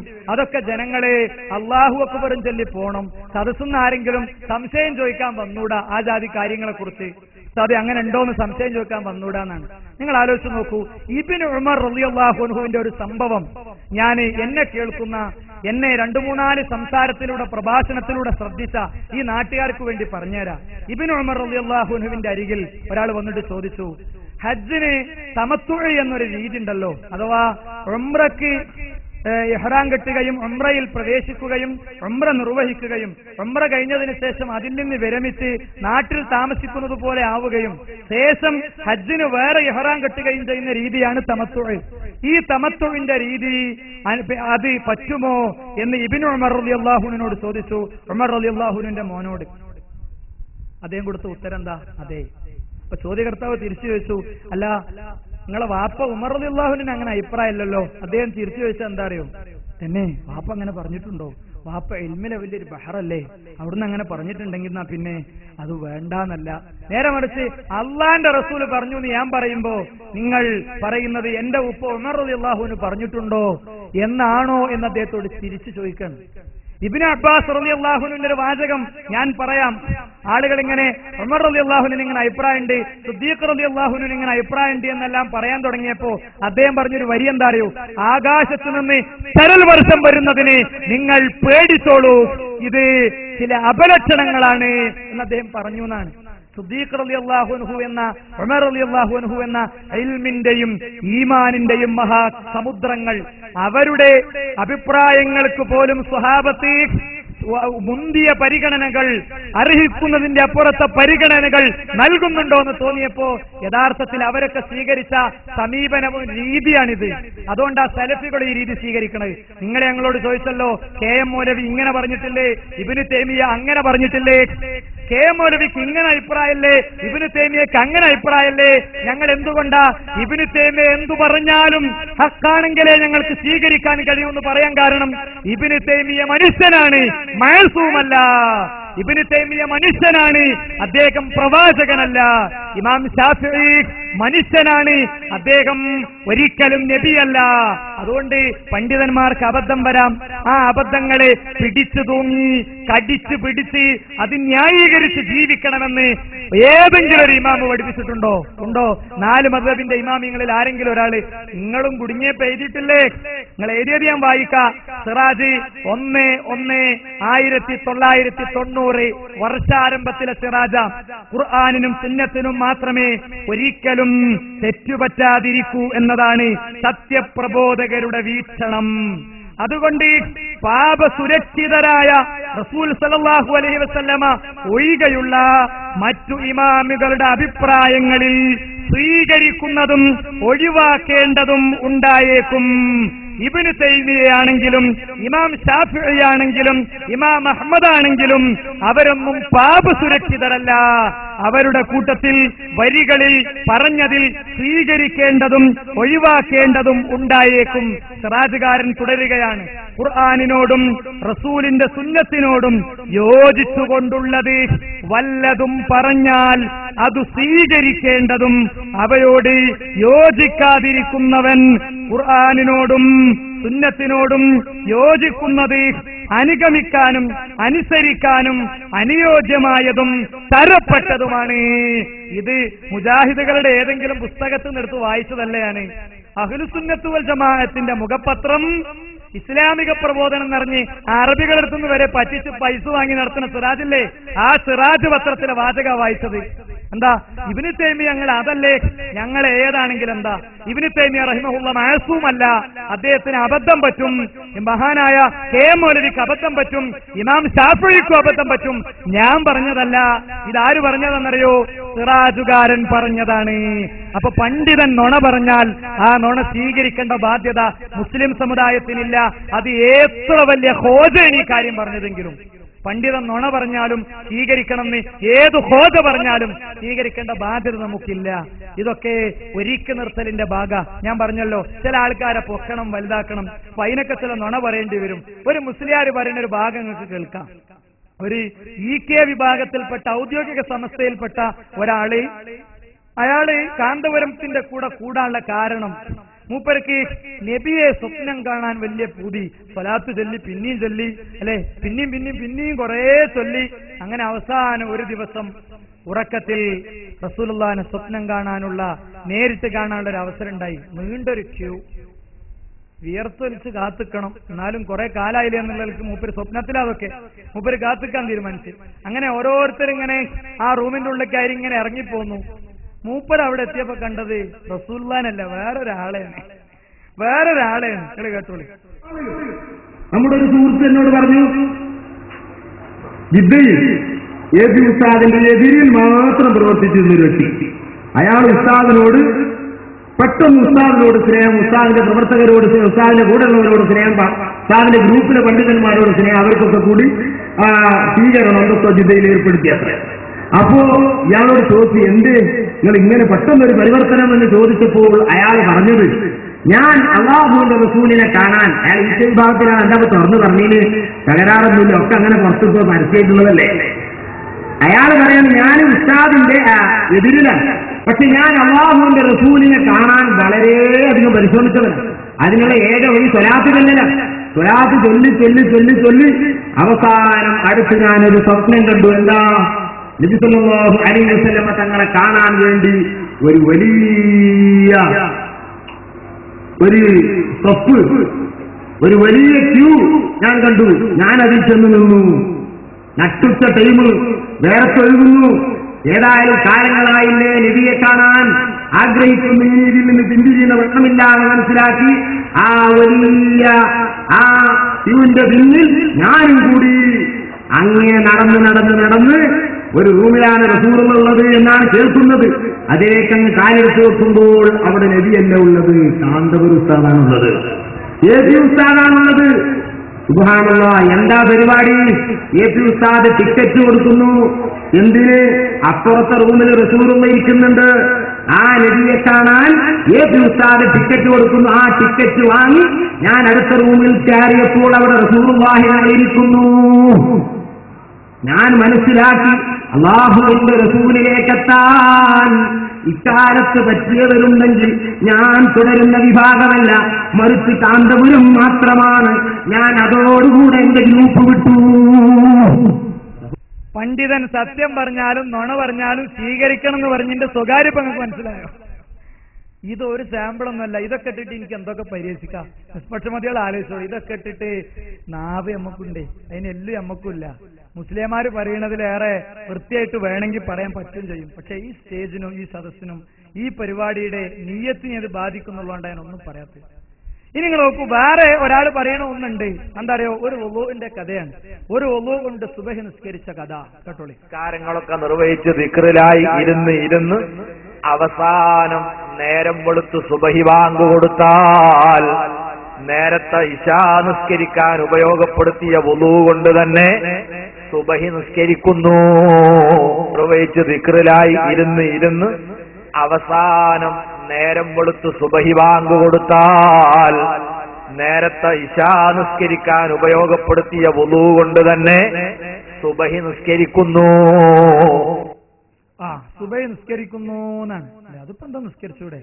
ഒരു ദിവസം അങ്ങനെ ഇശാവിനെ ഒന്നെടുത്ത് ഉറങ്ങാതെ സുബഹി വരെ ഇരുന്നാൽ നിസ്കരിക്കാലോ. പക്ഷെ ഒരു ദിവസമല്ല, ഒരു കൊല്ലമല്ല, 4 കൊല്ലമല്ല, 40 കൊല്ല. കേട്ടോളി, ഇതേതെങ്കിലും ഒരു റമളാനിലെ ഇഅ്തികാഫിന്റെ ജൽസയിലുണ്ടായ സംഭവമല്ല, അല്ലെങ്കിൽ 2-3 ദിവസമുണ്ടായതല്ല. നിലവേറും ഇശാ തൊഴുതോരുതുവാലെ 40 ചാണ്ടോളം സുബഹി തൊഴുതോവർ. 40 കൊല്ലക്കാലമാണ്, 40 കൊല്ലക്കാലമാണ് ഇങ്ങനെ സുബഹി നിസ്കരിച്ചതെന്ന് പറഞ്ഞാൽ ഇത്രയും കാലം കിടന്ന് ആ മഹാൻ ഉറങ്ങിയിട്ടില്ല. ഇത്രയും കാലം കിടന്ന് ആ മഹാൻ ഉറങ്ങിയിട്ടില്ല. ഇത്രയും കാലം മഹാൻ കിടന്നുറങ്ങിയിട്ടില്ല എന്ന് മാത്രല്ല, ഒളു പോണ വേറെ ചില കാര്യങ്ങളുണ്ടല്ലോ, അതൊന്നും ഉണ്ടായിട്ടില്ല. ഒളു പോണ വേറെ കുറെ കാര്യമുണ്ട്, അതൊന്നും ഉണ്ടായിട്ടില്ല. ഉറങ്ങിയിട്ടുമില്ല, ഭാര്യനോടുള്ള ബാധ്യതയും വീട്ടിയിട്ടില്ല. ഇത് അങ്ങനെ തന്നെ ഉണ്ടായി നിങ്ങളെന്ന് വെച്ചോളി. ഒരാള് അങ്ങനെ ഉണ്ടായി, അങ്ങനെ ചെയ്തു എന്ന് വെച്ചോളി. പക്ഷെ അത് ഇസ്ലാമാ? അതും ഇസ്ലാമും തമ്മിൽ എത്ര ബന്ധം? റസൂലുള്ളാഹി സ്വല്ലല്ലാഹി അലൈഹി വസല്ലം തങ്ങളുടെ അടുത്ത് വന്ന 3 ആളിൽ ഒരാൾ പറഞ്ഞത്, നബിയെ ഞാൻ എല്ലാ രാത്രിയും ഉറങ്ങാതെ നിസ്കരിക്കുന്ന. പറ്റൂല എന്ന് റസൂലുള്ളാഹി പറഞ്ഞു. നിർത്തിക്കളാണ്. ഞാൻ ഉറങ്ങലുണ്ട്, നിസ്കരിക്കലുണ്ട്. ഞാൻ മറ്റയാളോട് പറഞ്ഞു വിവാഹം കഴിക്കലുണ്ട്, ആരാധന ചെയ്യലുണ്ട്, നോമ്പെടുക്കലുണ്ട്, ഒഴിവാക്കലുണ്ട്. ഇതാണ് ഇസ്ലാം. അപ്പൊ എന്താ അറിയോ, ഇതൊക്കെ ത്വരീഖത്ത് വലുതാക്കാനും ശൈഖിനെ വലുതാക്കാനുള്ള ഇങ്ങനത്തെ കുറെ കള്ള കഥകളുണ്ട്. അത് നിങ്ങൾ ഖുർആനും ഹദീസും പഠിക്കാൻ തുടങ്ങിയാൽ നിങ്ങളത് വലിച്ചെറിഞ്ഞിട്ട് മുസ്ലിയാക്കന്മാരെ മുന്നിലേക്ക് എറിഞ്ഞു കൊടുത്തിട്ട് നിങ്ങളെ ഇറങ്ങിപ്പോരുന്നറിയാം. അതന്നെ പ്രശ്നം. അതുകൊണ്ട് തന്നെയാണ് പണ്ഡിതൻ പറയണ നുണയും സ്വീകരിക്കണമെന്ന് യഥാർത്ഥത്തിൽ പറയേണ്ടി വരുന്നത്, അല്ലേ? ഈ പണിക്ക് പറയണ പേരെന്താ? ഈ പണിക്ക് പറയുന്ന പേര് തഖ്ലീദ് എന്നാ. പറയട്ടെ, എന്താകുന്നു തഖ്ലീദ് എന്ന് പറഞ്ഞാൽ? മുജ്തഹിദായ ആൾ പറയുന്നത് അതിന് കഴിയാത്ത ആൾ തൊണ്ട തൊടാതെ വിഴുങ്ങലാണ്. മുജ്തഹിദായ ആള് പറയണത് അതിന് കഴിയാത്ത ആള് തൊണ്ട തൊടാതെ വിഴുങ്ങ. ഉസ്താദ് എന്ത് പറഞ്ഞാലും അത് അപ്പടി സ്വീകരിക്കാം. ആ തൊണ്ട തൊടാതെ വിഴുങ്ങലിന്റെ വിധി എന്താ? ഈ കാലഘട്ടത്തിൽ ആ തൊണ്ട തൊടാതെ വിഴുങ്ങലിന്റെ വിധി ഖുർആനും സുന്നത്തൊന്നും തൊട്ടുനോക്കാതെ ഉസ്താദുമാര് പറയണത് ഇങ്ങനെ വായ കാണിച്ചിരുന്ന് തൊണ്ട തൊടാതെ വിഴുങ്ങി ജീവിക്കണിന്റെ വിധി എന്താ? അത് അദ്ദേഹം തന്നെ പറയട്ടെ. നാലാലൊരു മദ്ഹബ് എന്ന് പറഞ്ഞാൽ ഒന്നുകിൽ ഇമാം ഷാഫി റളിയല്ലാഹു അൻഹു പറഞ്ഞതെന്തോ തൊണ്ട തൊടാതെ വിഴുങ്ങുക. അബൂ ഹനീഫ റഹ്മത്തുള്ളാഹി അലൈഹി എന്ത് പറഞ്ഞുവോ ഒന്നുകിൽ അത് തൊണ്ട തൊടാതെ വിഴുങ്ങിയേക്കുക. മഹാനായ അഹ്മദ് ബിൻ ഹംബൽ റളിയല്ലാഹു അൻഹു എന്താണോ പറഞ്ഞിട്ടുള്ളത് ഒന്നുകിൽ അതങ്ങ് തൊണ്ട തൊടാതെ വിഴുങ്ങിയേക്കുക. അതല്ലെങ്കിൽ മഹാനായ മാലിക് റളിയല്ലാഹു അൻഹു എന്താണോ പറഞ്ഞിട്ടുള്ളത് അതങ്ങ് വിഴുങ്ങിയേക്കുക. ഈ 2008 ഈ 4ൽപ്പെട്ട ഒരാൾ പറഞ്ഞത് വിഴുങ്ങുകയല്ലാതെ ഇസ്ലാമികമായ റൂളിന്റെ കാര്യത്തിൽ നാം ലാ, ഒന്നുകിൽ നാം അല്ലെങ്കിൽ ലാ, ഈ വിഷയത്തിൽ ഈ 4ൽപ്പെട്ട ഒരാളെ വിഴുങ്ങുകയല്ലാതെ മറ്റ് ഈ 700 കോടി ജനങ്ങൾക്കും വേറെ പഴുതില്ല എന്ന് അർത്ഥശങ്കക്കിടമില്ലാതെ അത് പറയും. ആ അർത്ഥശങ്കക്കില്ലാതെ ഉള്ള പ്രഖ്യാപനം ഉണ്ടല്ലോ, അത് ഞങ്ങൾ വിഴുങ്ങൂല. അതിന് ഇസ്ലാം തെളിവില്ല. മുസ്ലിങ്ങൾക്കിടയിൽ തർക്കം വന്നാൽ അള്ളാഹുവിലേക്കും റസൂലിലേക്കും മടക്കിക്കോ.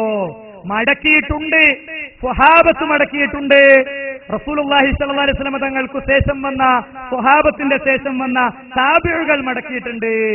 4-ാലൊരു മദ്ഹബിന്റെ ഇമാമിനെ തഖ്ലീദ് ചെയ്യാൻ നിങ്ങൾ പറയുന്നുണ്ടല്ലോ, നിങ്ങൾ തന്നെ എഴുതുന്നു എല്ലാ മസലകളും അദ്ദേഹത്തിന് എഴുതാൻ കഴിയില്ല, ഒരു മനുഷ്യനെ കൊണ്ട് അത് എഴുതാൻ പറ്റൂല.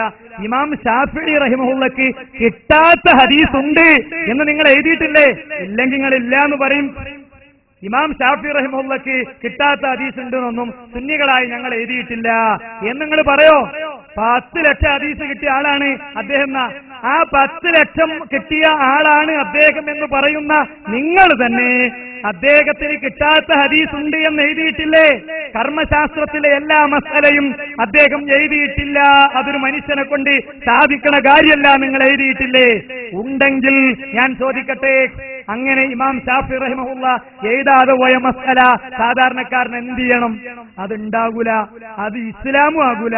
4 ഖലീഫമാരെ തൊണ്ട തൊടാതെ വിഴിഞ്ഞിട്ടില്ല അവര്, അല്ലെ? സിദ്ദീഖ് റളിയല്ലാഹു അൻഹു എന്നെ നിങ്ങൾ നേരെയാക്കണം, എനിക്ക് അബദ്ധം വന്നാൽ എന്ന് ഭരണം ഏറ്റെടുത്ത് സംസാരിക്കുമ്പോ നേരെ നടന്നിട്ടില്ലെങ്കിൽ വാളുകൊണ്ട് തന്നെ ഞങ്ങൾ നേരാക്കുന്ന സദസ്സെന്ന് വന്നത്. തൊണ്ട തൊടാതെ വിഴുങ്ങാൻ സ്വഹാബത്ത് ഇരുന്നിട്ടില്ല.